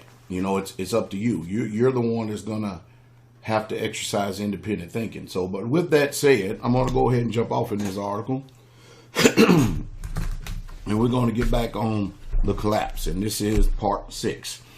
All right, here we are. We're dealing with points right here. Okay. Number 12. Is it too much work to bother with? Fact or answer? Even a person that is hardly an expert prepper who has stored up something will fare far better than 99% that have not. Simply picking up extra food and other supplies at the market each time and putting those into boxes in some isolated part of the home will add significant reserve supplies. This is very limited effort that will reap huge results. Win, and it's a big capital win. Win, you need it.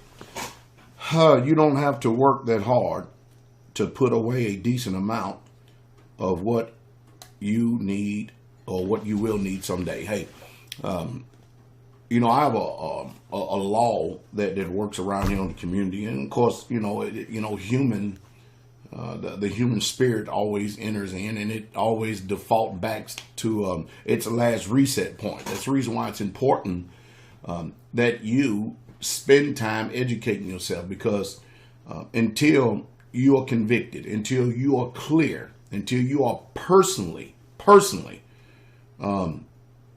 accept this truth and understand it, you won't do anything. Even if you slip and you personally accept this truth, you will still continue to do what you know is right. And most of us have not had a reset, period, whatsoever at all. We hear this, we get excited, and then we default back to our old nature and stuff. You know, I have a law that any time that you go out, and especially if you go inside a grocery store, buy a big can for the community, and then buy a few cans, small cans for the home. And when you have too many of those, put it inside a community storage, because food is going to be something else. But now listen to me. You cannot survive just on beans and rice and stuff like that in canned goods. You're going to need other sources that contain a good mineral called salt in it in order to sustain yourself. Because if you give human beings, you listen to me very closely, all right?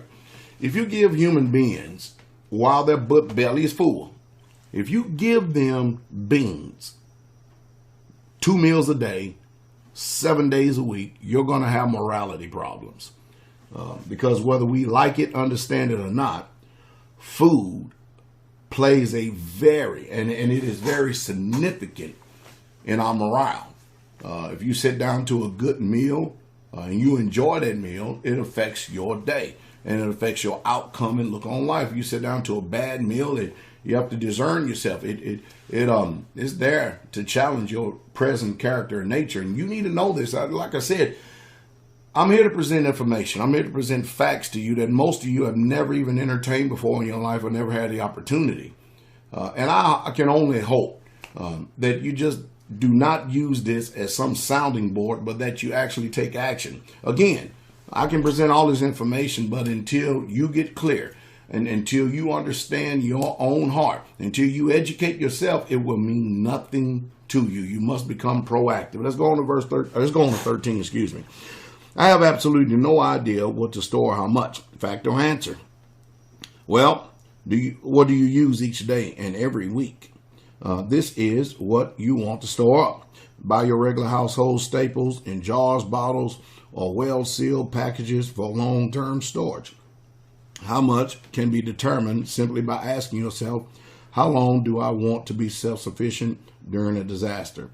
Have a time frame, a month, 2 months, etc., and you should be able to easily determine how much of something you will use in a certain amount of time. And that is true. Let me give you an example. All right, the idea is to have good protein, and one of the best protein sources that you can get is lentils. Lentils are a whole lot better than beans. They're loaded with good proteins. Now think about this. While they get small beans, you can actually allow your body to achieve some form of satisfaction for a longer period of time. Because, in our mind, our body has things that we communicate. Think about it for a second. All right. If you're sitting around and you're not active whatsoever at all, what are you prone to do? I'm going to tell you exactly what you're prone to do. You're prone to get up and those receptors start firing in your mind. And the first thing it does, it looks for sugar. And sugar is a poison. And you start going through the cabinets or wherever you put that last candy bar or that chocolate or whatever it is that's bad for you. That's the first thing you look for. You don't look for a can of sardines. You don't look for going into the freezer if you have it in there and try to get some salmon out of there or fish and then go through the painstaking task of cooking. You're looking for something to give you satisfaction right then and there. Only one problem, though. When you get finished eating it, all it's going to do is make you more hungry. It's going to kill your appetite for that which is good and that will sustain you, and you're going to look for that which is bad. And if you don't have any water on hand to help quell that appetite, you're really in trouble. And remember what I said before. It is one thing to drink in upwards, even now, a gallon of water a day, but you really truly need to actually start supplementing that water with some type of like a sea salt, a Himalayan sea salt or something like that, so that you can stay hydrated. And I really need to push that more. But if you just eat only beans, you're going to have problems on your hand, especially if you have a multitude of people around, 4 or 5 people. People who do not have self-control is prone to murmuring and complaining. And anytime you have a murmurer and a complainer or someone who champions themselves to be this kind of worker, and they're really truly not, it's going to start bringing challenges in. And our spirits, when somebody starts murmuring, especially if you're not a person of solution, it's there to actually start a rebellion in the camp. And the last thing you need is insurrection in the camp. Rebellion, it must quickly be stamped out. I mean quickly, because if not, it's going to cause those who will lead us a lot of trouble. And that's why spirituality is so important, because at least some form of discipline of spirituality. Of course, I believe I'm in the way. I'm a Hebrew. And I speak often about this warfare that we're in and being aware of it. And that way you can understand your thoughts and your emotions and your feelings. And whenever these challenges arise, at least there's the word that can help you stop these impulses and help you to not cause a bad environment. Because whether we like it or not, It is so easy to murmur. It is so easy to complain. That is easy. It's so easy when you're lazy and you're not doing nothing to sit down and eat and spread. And this will bring a very bad environment. And it was going to cause a lot of trouble and problems. And leaders, you need to know that. But if you keep the people active, even during a crisis, if you keep them active and stuff, and you know, I know because of just simply being a worker all my life. The brethren around here, you know, we work. I mean, we work and we eat meals twice a day here on the community, and we're not interested in stopping and taking our lunch or break. We don't take lunch breaks and stuff like that. We may work and then they may sit down a few minutes, get back up and do it again. But it's amazing how work quills the appetite. It really truly does. That's the reason why I'm big on moving. And it's obvious when you see people, you look at their silhouette. It's obvious. And you can tell the people who really truly do not move much. There's something about the inherent nature of man that people are literally wise, and they would deal with you wisely. They are wise to do evil, or in other words, they are wise to know how to get out of work, all types of excuses to circumvent work. There's even a spirit in man that rather than trying to learn to do things the right way, they will create an environment of non-caring, bad attitude, and what they would do is they will drag jobs down, or they will mess up stuff because they're not attentive. And then what that does is challenges the leader because of what you want them away from you before they tear up something else. And it's really working to the detriment of the whole. It really truly is. And that's the reason why, you know, here at Straightway, we are very careful who we allow to become part of us.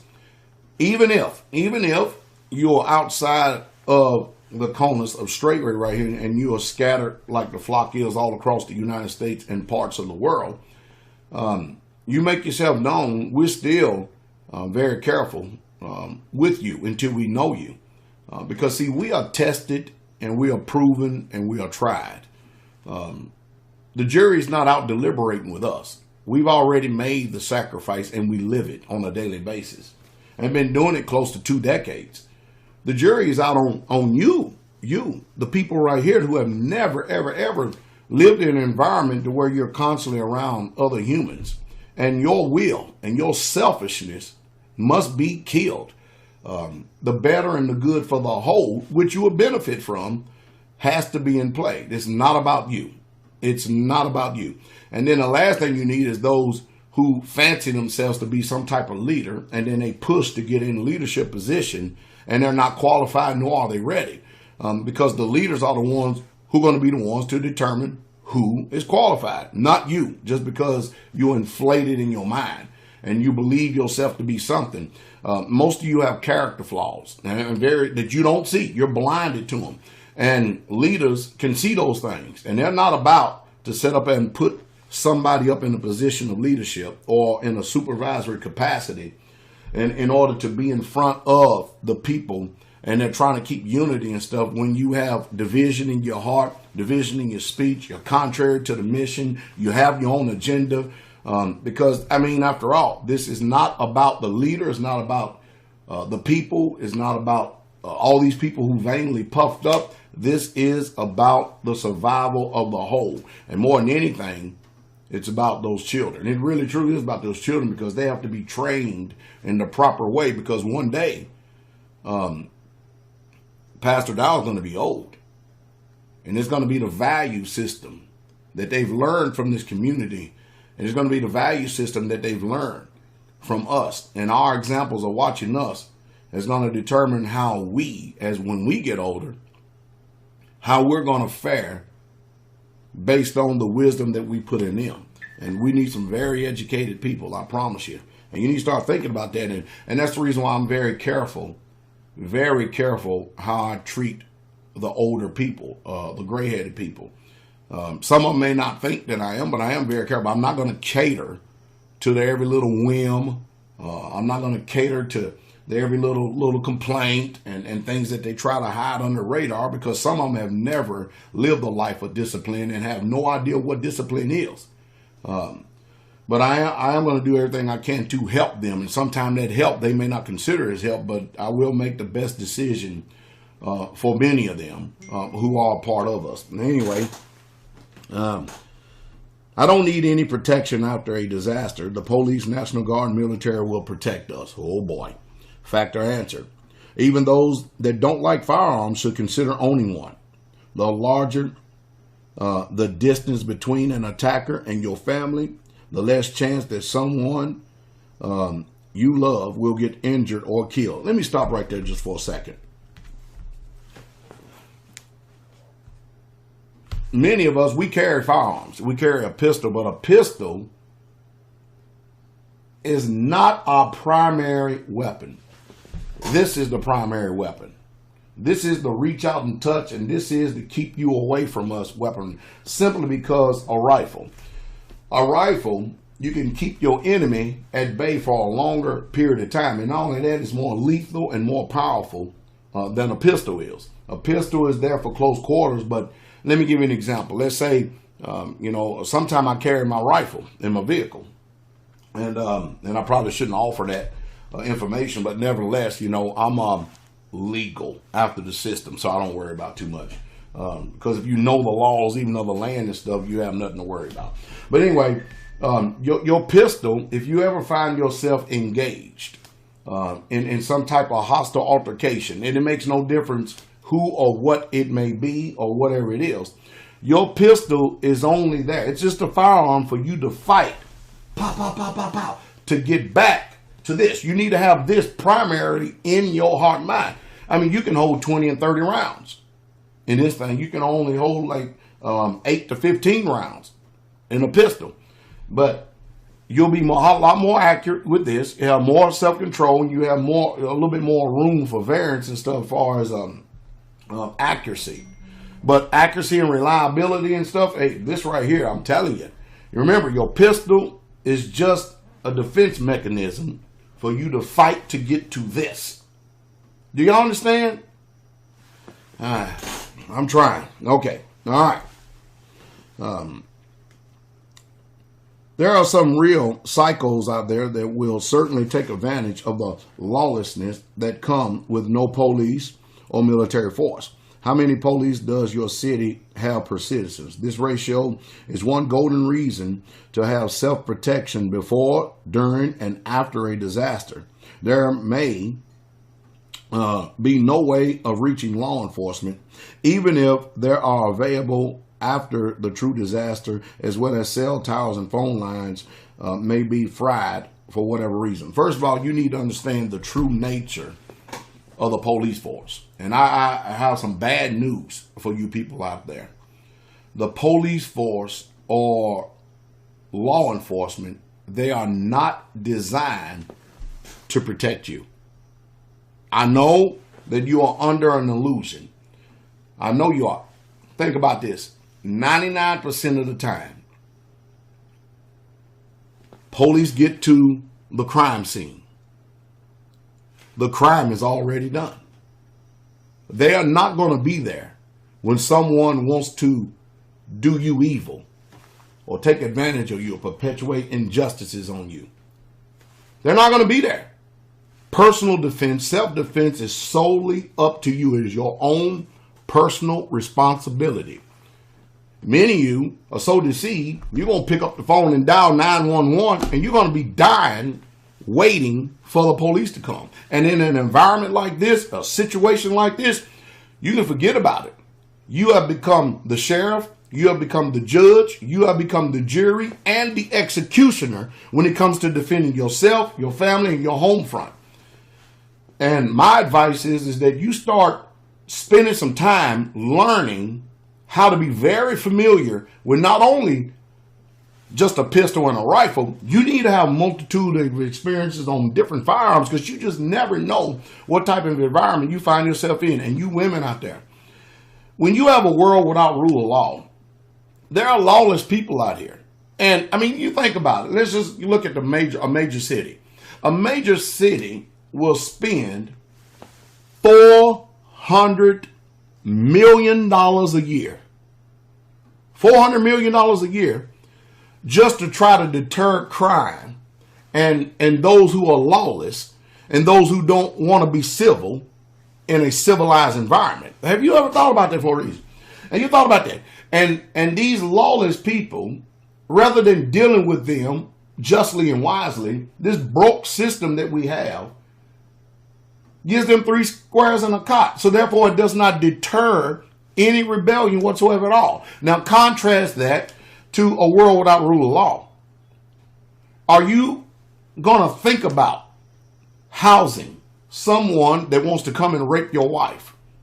Because you're going to get a mob of about 4 or 5 guys together who have no spirituality, no conviction, and don't care about anything. And you know what they're going to do? I'm going to tell you exactly what they're going to do. If you are by yourself, and let's say you have a wife, and you have 2 teenage daughters and a smaller son, they're going to look at that as an opportunity to overrun you. And the first thing they're going to do is kill you, because they know that their resistance coming from the female side of this is going to be little to none. So they're going to kill you, and they're going to make sex slaves out of your wife and your daughters. And they're going to kill the boy, unless they're perverts today and they're boy lovers. They probably take the boy nowadays over your wife and over the girls. I mean, it's just a type of sick environment that we live in today. There's pedophiles out there. You need to teach your wives. You need to teach your daughters how to protect and how to defend themselves in all type of situations and environments. And I know that sometimes we get caught up in the hustle and bustle of life and stuff, but I tell you what, it really truly is almost good. And I need to really put it in my heart, even more so, even though we have so much going on. But I really truly need to spend more time pouring more wisdom and more knowledge, at least once a week, even if it's only for 30 to 40 minutes. I remember some time ago, I was trying my best to get the saints ready in the dining hall. You know, I'm trying my best to get their mind changed. Now, mind you, I can present information to you, but I cannot change your mind. I come into the dining hall and I spent 2 hours preaching and teaching the importance of, if you see someone with a knife, holler gun. If you see someone with a sword, holler gun. If you see someone with a hatchet, holler gun. And then those who we have designated to be able to eliminate the threat, let them do their job and hope. And you only can hope that these men are disciplined enough that they don't get excited, overexcited, and get into some type of crossfire and start killing all the good people. Oh, mercy. That's why you have to practice until it becomes nature. And when you practice until it becomes nature and stuff, then you'll up your ability to be able to respond quicker and faster, and you will not shoot the good guy. You'll shoot the bad guy. And even if they have a gun, even in the tabernacle, you know, somebody is some type of threat, holler gun. Why? And then I teach them, first thing you do, women and children, get down. And while women and children are down, those women who are carrying firearms, they are, guess what? They're putting themselves in a ready position and they're looking around. And we already have people designated to be able to take care and eliminate a threat if it becomes very hostile after we give a couple of warnings. And we only give one warning, and that's it. And so I spent all this time, I went through a drill, I showed them and stuff, and I know that for the time being, while we're sitting there, they meant well. I gave it a few months later. I came in the dining hall, I hollered, "Gone!" real loud and stuff. And you know what people did? They sit and looked at me. Some of them, after they figured out what I was stating to them, it triggered. Oh, let me get down on the ground. Do you think that the perpetuator of evil is going to sit there and leave you sitting up in their seat? They're going to try to eliminate everybody that they can. But I was like, man, this is, you know, when I was in the military, I was a paratrooper, okay? And by the time you had got to the level of discipline, the type of unit that I was in. And make no mistake about it, there's a difference between regular Army soldiers, people who didn't field artillery, and just regular Army. You know, there's a difference between those regular Army, regular Marines, regular Navy, or whatever you want to call it, as opposed to those who have special skill identifiers, because, you know, they live, they breathe, they train this stuff daily. I mean, there's something always in a training schedule to train. So there's a difference between those who in Delta Force, Special Forces, U.S. Army Paratroopers, i.e. the 82nd Airborne Division, Joint Readiness Training Center. They really, truly are trained Op 4s because they do this stuff all of the time.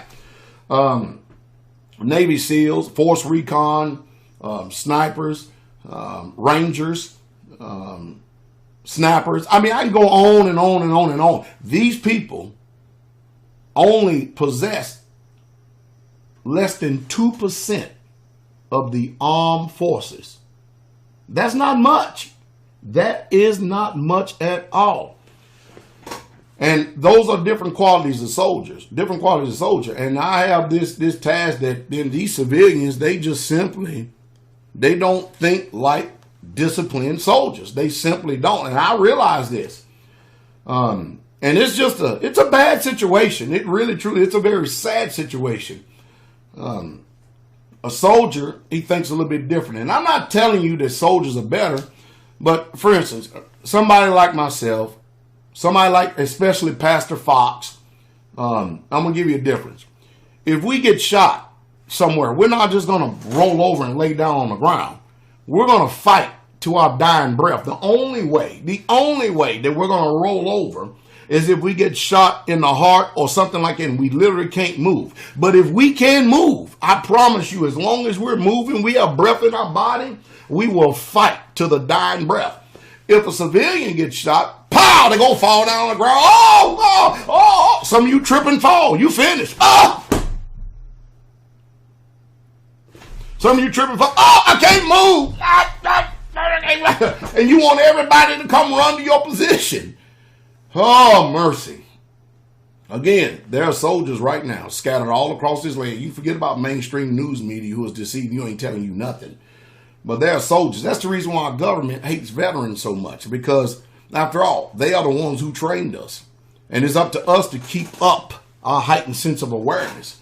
And so that's the reason why they want to, classify veterans as psychopaths, people who have been inside these war zones and stuff like that. And I had somebody tell me, a civilian told me this one time. They said, you're the type of person that only needs to be bought out in time of war.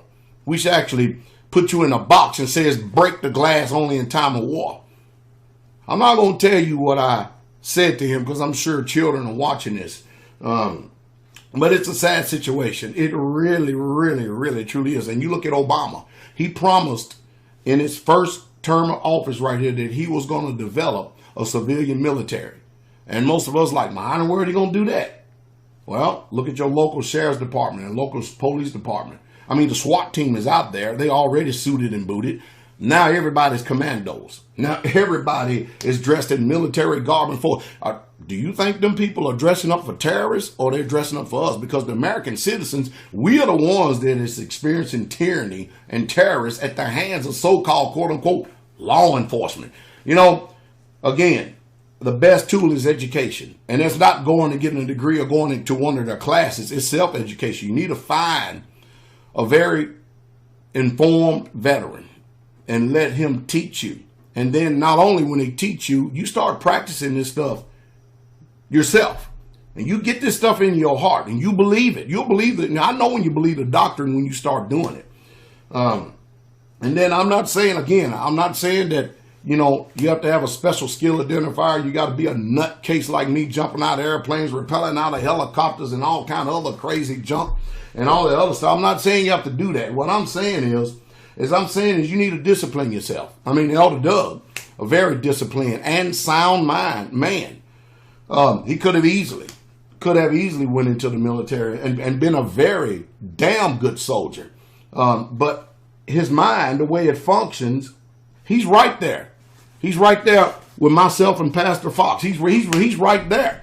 And Pastor Fox would be the one that would be someone that could teach you, even on to a greater level and capacity than I could. But Elder Doug is right there. He just has that soberness, that soundness, that discipline, and that sensitivity about him. Every brother don't have that in his ministry. I have some hard-headed people in his ministry. I've told people stuff once, twice, 3, 4, 5, and they still don't get it. You know the reason why? Because the threat of the situation and heat is not on the ass, so therefore they fall into this dissidence. You know what I mean? It's called cognitive dissonance and normacy bias. And I'm gonna leave all that alone for right now. Go back in the videos. Oh mercy,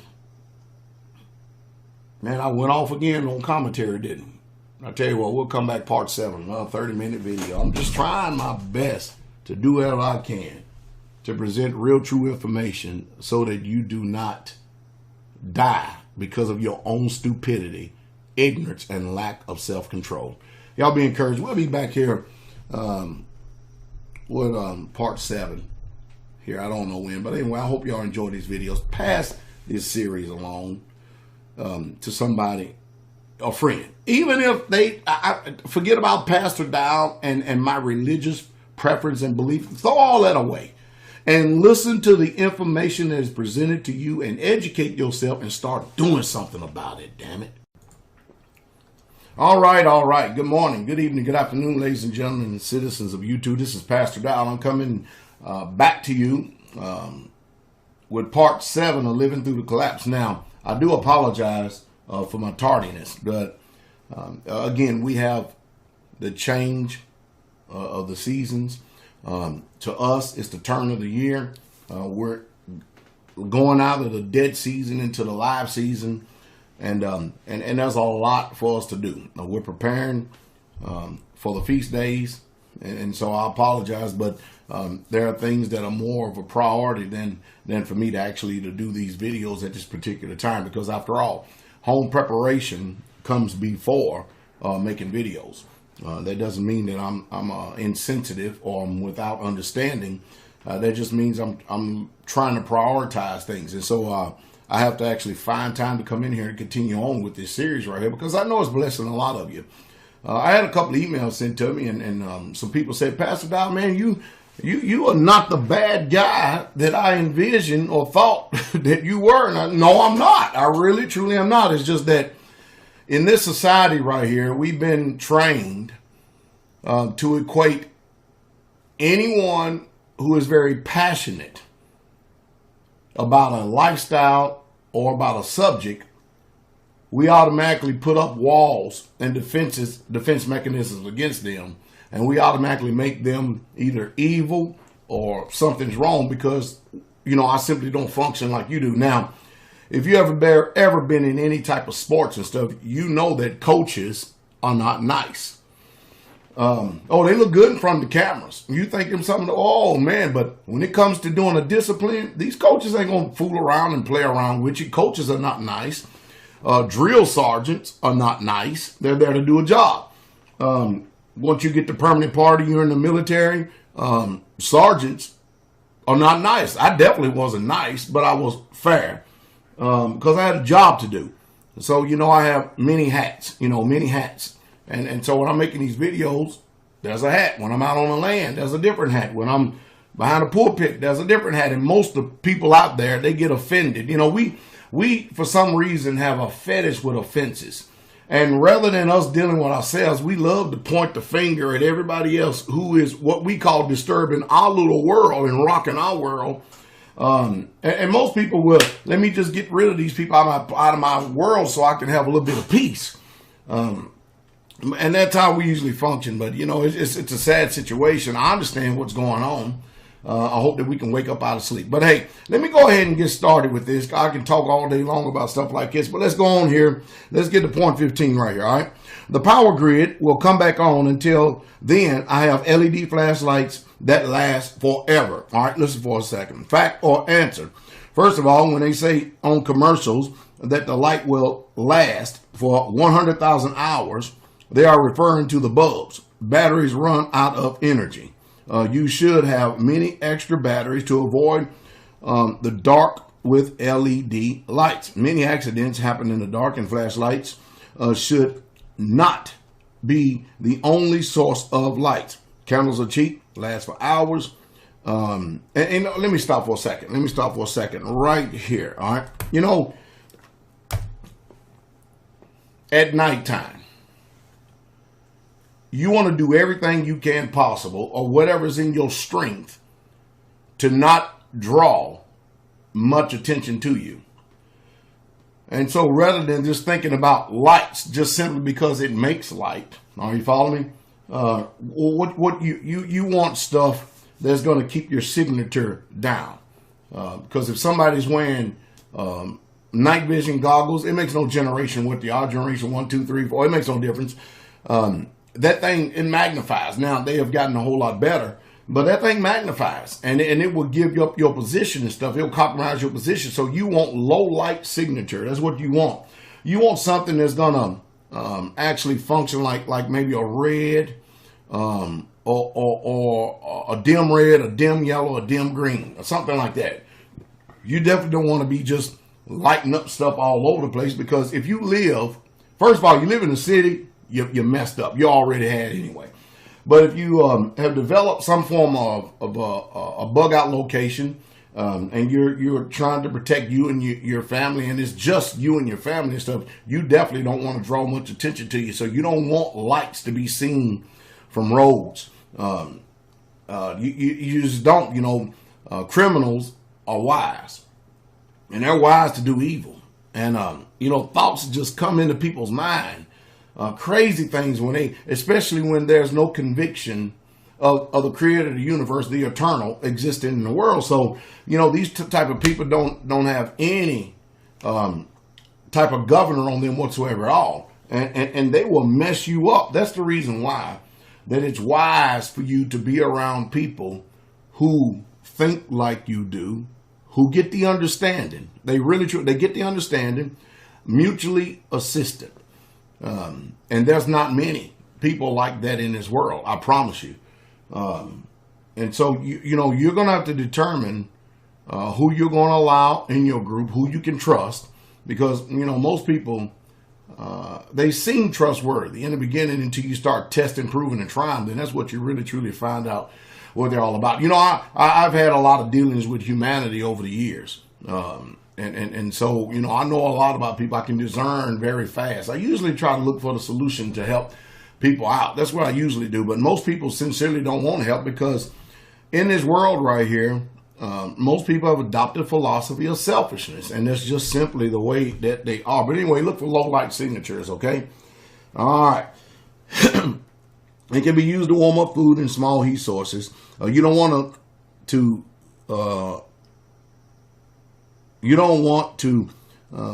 live nights without some source of light.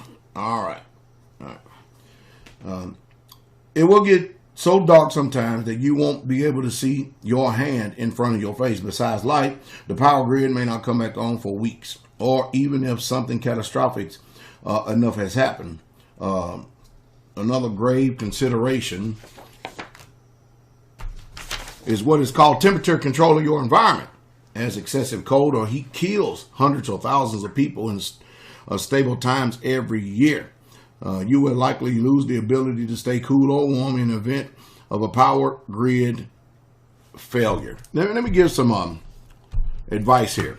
You know, in the wintertime, it's already bad enough. If you're coming from these population centers called the city, you have no idea what it means unless, because they work hard to try to get the power grid back up. But in a world without rule of law, or EMP attack or something like that, and you know, you can't depend on this system coming up. That's the reason why it's better to be out. It really truly is, because your survival chances have greatly increased. But you need to start changing your mind as far as, for instance, blankets. You may want to try to go and look for flannel sheets, because they make all the difference in the world in the wintertime. You may want to look for wool blankets, and not only wool blankets, but if you go to any sporting goods store and you look for, you know, these space age, they come in little bitty packages, like they're not much at all. Space age blankets and stuff, they're silver. And so you want to do everything you can to try to stay warm because you do not always in a hostile environment want to start fires outside or even in your home to actually give a signature up, into the air where smoke is coming out to draw attention to your position. I know I'm thinking tactically here for a second, but remember, we're dealing with a hostile situation right here. We're not dealing with everyday life. And most of you have never, ever, ever been to a third world country. And you don't understand what it means to be in a hostile situation. I mean, you don't understand what it means to have to fend just to get good, clean water on a daily basis. And chances you may not even get that. So you need to start thinking tactically. And off subject here for a second. You need to always be very aware. Listen to me very closely. Listen to me. You need to always be very aware of your surroundings. When you walk into a building, I don't care if it's your home, I don't care if it's an office, I don't care if you're going to a store. The first thing you need to do when you step through those doors and stuff is you need to start training yourself to be conscious of your surroundings. You need to look at people, and you need to look and see where a possible threat may come from. I have to do this all the time because I live in a racist county. It's just part of my character and nature. Now, people don't know what I'm doing. They have no idea what I'm doing when I'm scoping out the environment and checking things out. And if you are a husband and stuff, it's one thing to have your wife and y'all separate into a store or something like that, but you really, truly do not want your wife out of your sight for too long period of time. You want to be able to communicate with each other, be it text message, cell phone, or whatever. But times are changing. Do y'all understand? Times are literally changing, and there are people out there that mean to do you harm. You can go on YouTube right here, and you can see. Just the other day down here in Nashville, somebody was purchasing something from Craigslist. Okay, they went over to their home to purchase something. And you know what happened? That person that called about a particular item came to the house and shot the woman in the face. Again, we do not live in the Leave It to Beaver days. We do not live in the times of the Partridge Family. We do not live in the times of My Three Sons or the Cosbys. We don't live in those times anymore. You cannot trust people you do not know. And if you're going to be selling something, you need to make sure that if somebody is coming to your place, which I wouldn't advise, but if somebody's coming to your place, you need to make sure that you have 2 or 3 people there. And they need to be discreetly armed just in case somebody means to do you evil. Because truth is, you don't know these people. Just like you don't know these. Look, go on YouTube. Every single day, some civilian or some innocent person is getting killed or molested by police officers, law enforcement. They don't trust us. We don't trust them. It's just a mess that's going on today. So you need to protect yourself. You really, truly do. You need to start changing the way you think. And most of you got that rabbit in your blood. You want to live. You want to get out and run. You want to go down shop and be out in all these dang areas and stuff. And people shoot and kill people out of the blue in malls. Somebody could have a bad day at work or something and they just want to go out in a blaze of glory and stuff. And you may be at a quick stop and stuff. And they just start opening up fire. Just start shooting folks left and right. And I tell you what. As it continues to increase, I guarantee you're going to start being a whole lot more discreet about all this rabbit you got in your blood, want to run around and run this place and run this place and buy this and buy that and buy this. I have to run.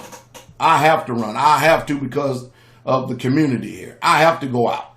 But if I had it my way, I wouldn't leave this community for no more than maybe twice a month to take care of business if I had it my way. Because I love homesteading. I love safety and security. I don't like having to go out and always having to be aware of my surroundings and keep my awareness way up, because it's hard to enjoy the moment when you're constantly looking over your shoulder, so to speak, because, you know, people have just done gone stark raving mad. But that's just the world we live in, and that's just a fact. All right. A backup generator will, with a backlit fuel is one option. For those who can afford it or know how to build themselves a solar or wind-driven electric system is a viable long-term solution. You may have to live a long time without power, as the grid is a lot more frail than people realize. So consider alternate energy supplies right now. And that's all true. Point 16. Again and again, I hear these fearmongers exaggerate the threat level. Another false alarm. All right, this ought to be interesting. Fact or answer? While Y2K, the Mayan calendar, and many others have been wrong, there have been many times when a disaster has been a lot worse than anyone could ever have predicted. Two of the most powerful tsunamis caused calamities that rank the worst of all time. One is widespread radiation release in Japan. An event that is likely killing people as you read this. Hurricane Katrina, Rita, Wilma, and recent Sandy were far worse than predicted. Tornadoes have destroyed entire cities. Deep water horizons causes worst oil disaster on record. Many wars and terrorist attacks have been unfolding, have been untold suffering in the century alone. These are still lightweight disasters and are dwarfed in comparison to what has happened before and will happen again. Preparedness is the only answer. Preparedness is the only answer for the common person to survive what is eventually coming. And, you know, for those of us who do have the eyes to see and ears to hear, it's not hard for us to see the handwriting on the wall. It clearly isn't. Things are bad, extremely bad. And they're going from bad to worse. You know, they're destroying, the wicked of this earth is literally destroying the earth as we live and exist every single day. You can always be prepared and you'll step ahead. But I tell you, I think, how do you say this though? I think one of my greatest fears is when you have people who are desperate, when they have not prepared, and they feel like, and especially if they know that you have, you're going to have people that's going to try to first approach your position being kind and nice and sweet, but they're there just to recon, because again, we're not dealing with civilized people in an environment like this. Well, they'll be back. They'll be back because they're looking for an opportunity to overrun your position. And I know that many of you be saying, well, Pastor Dow, I know, Pastor, you're pretty pessimistic about the human spirit. You got that right. You definitely believe you have that right. I mean, I have Passover. I have people coming to my home. Literally, people are coming to my home. This is my home. This is not Shoney's. This is not Denny's or IHOP. This is not the Metro Center. This is not Midnight at Apollo. This is my home. First and foremost, my home. This is not KOA campground. This is my home. So when you come to my house, I expect for you to act a certain way. Now, I'm a public figure. I'm a public figure and stuff, and nobody's hiding anyway. Just the other day, I went on Google, and I wanted to check and see how much that they're updating the satellite images. Do you know that there used to be a time that you could go on Google, and then the satellite imagery, as far as your position, your home location, it'd probably be 2, 3, 4 years old. Now that thing is no more than maybe a month old at that. They're constantly, Big Brother is watching us. Most of you don't know about Big Brother because you refuse to educate yourself. You're not interested in books like George Orwell, 1984. You're not interested in educating yourself. You hate reading, but you love dumbness. You love that though. You love being entertained. You hate being informed. You hate actually, it's one thing I could tell you what you need to be doing, but until you put it into practice and implement it, it's just not going to do you any good, because by nature, humans, you're lazy. You are lazy as hell, in case you don't. For instance, most of you will go out and buy these survival products. You'll go out and buy a tent, but you ain't never set it up. You'll go out and buy a tent, but you never lived in it 3 or 4 days. So you can get the experience of knowing what you're going to probably end up dealing with. If you know rain is coming, go out there and set up a tent. And then, sometimes you may want to try to set it up in the rain. Oh, I know that's going to I can't do that. I can't be inconvenienced or nothing like that. You better start getting used to situations that's not going to be so conducive to your flesh. I can tell you all day long, you need to practice and put into practice. You need to keep yourself ready. But until you actually do these things, it's not going to mean that buying products, buying survival gear does not teach you how to operate it. It does not teach you how to use it. But then again, I told you, most of you for some way, somehow, you still are caught up in sleep. I don't know what it is. And parents, if I have anything to say to you, you better get control of these little hoodlums that you call children.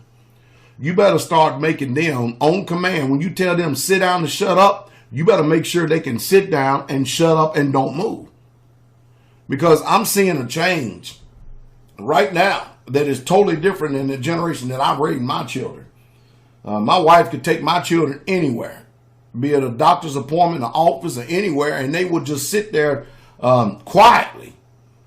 And she didn't have to chase out all over them. If they never bursted out and open all of a sudden because they couldn't get something. Rah!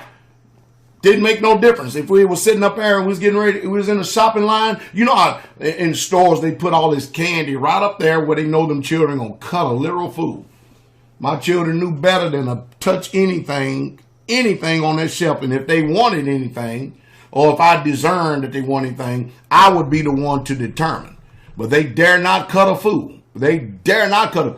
Today, you cater to these little monsters that you call children. They act more like kids, meaning goats, than children.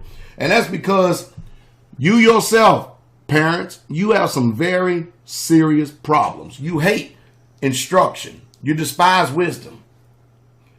But I can tell you right now, when we're in a world without rule of law, the village or the tribe, they're not going to put up with your unruly children. Somebody like me, I hate to say it and I hate to tell you, but if I detect that you're going to be a problem for the whole, I will get rid of you and your child. I promise you I will. This is about survival. Well, Pastor Dow, well, my foot. You better get control of them little bitty babies. I understand the little bitty babies that can't crawl and can't talk and can't understand and stuff like that. Them you pretty much can't control. You have to learn. But once they get on up to age like 2, 3, 4, 5, you better have complete control of those little monsters. Because if not, somebody's going to control them for you. Because I don't want my position compromised and overrun. When you tell these children to be quiet, and I've got a mob coming past my position and stuff, and us men, we're trying to let these people pass rather than engage into some type of firefight or something that's going to definitely end up in some type of collateral damage. How can you explain that? I'm sorry, just ain't damn good enough. It really ain't. Not in that time. So prepare right now. Anyway, didn't get too far on this one. But anyway, part 7. Hey, we'll be back in part 8 at a later time. I hope you're enjoying this. And by the way, consider what I say. And may you get understanding and have a good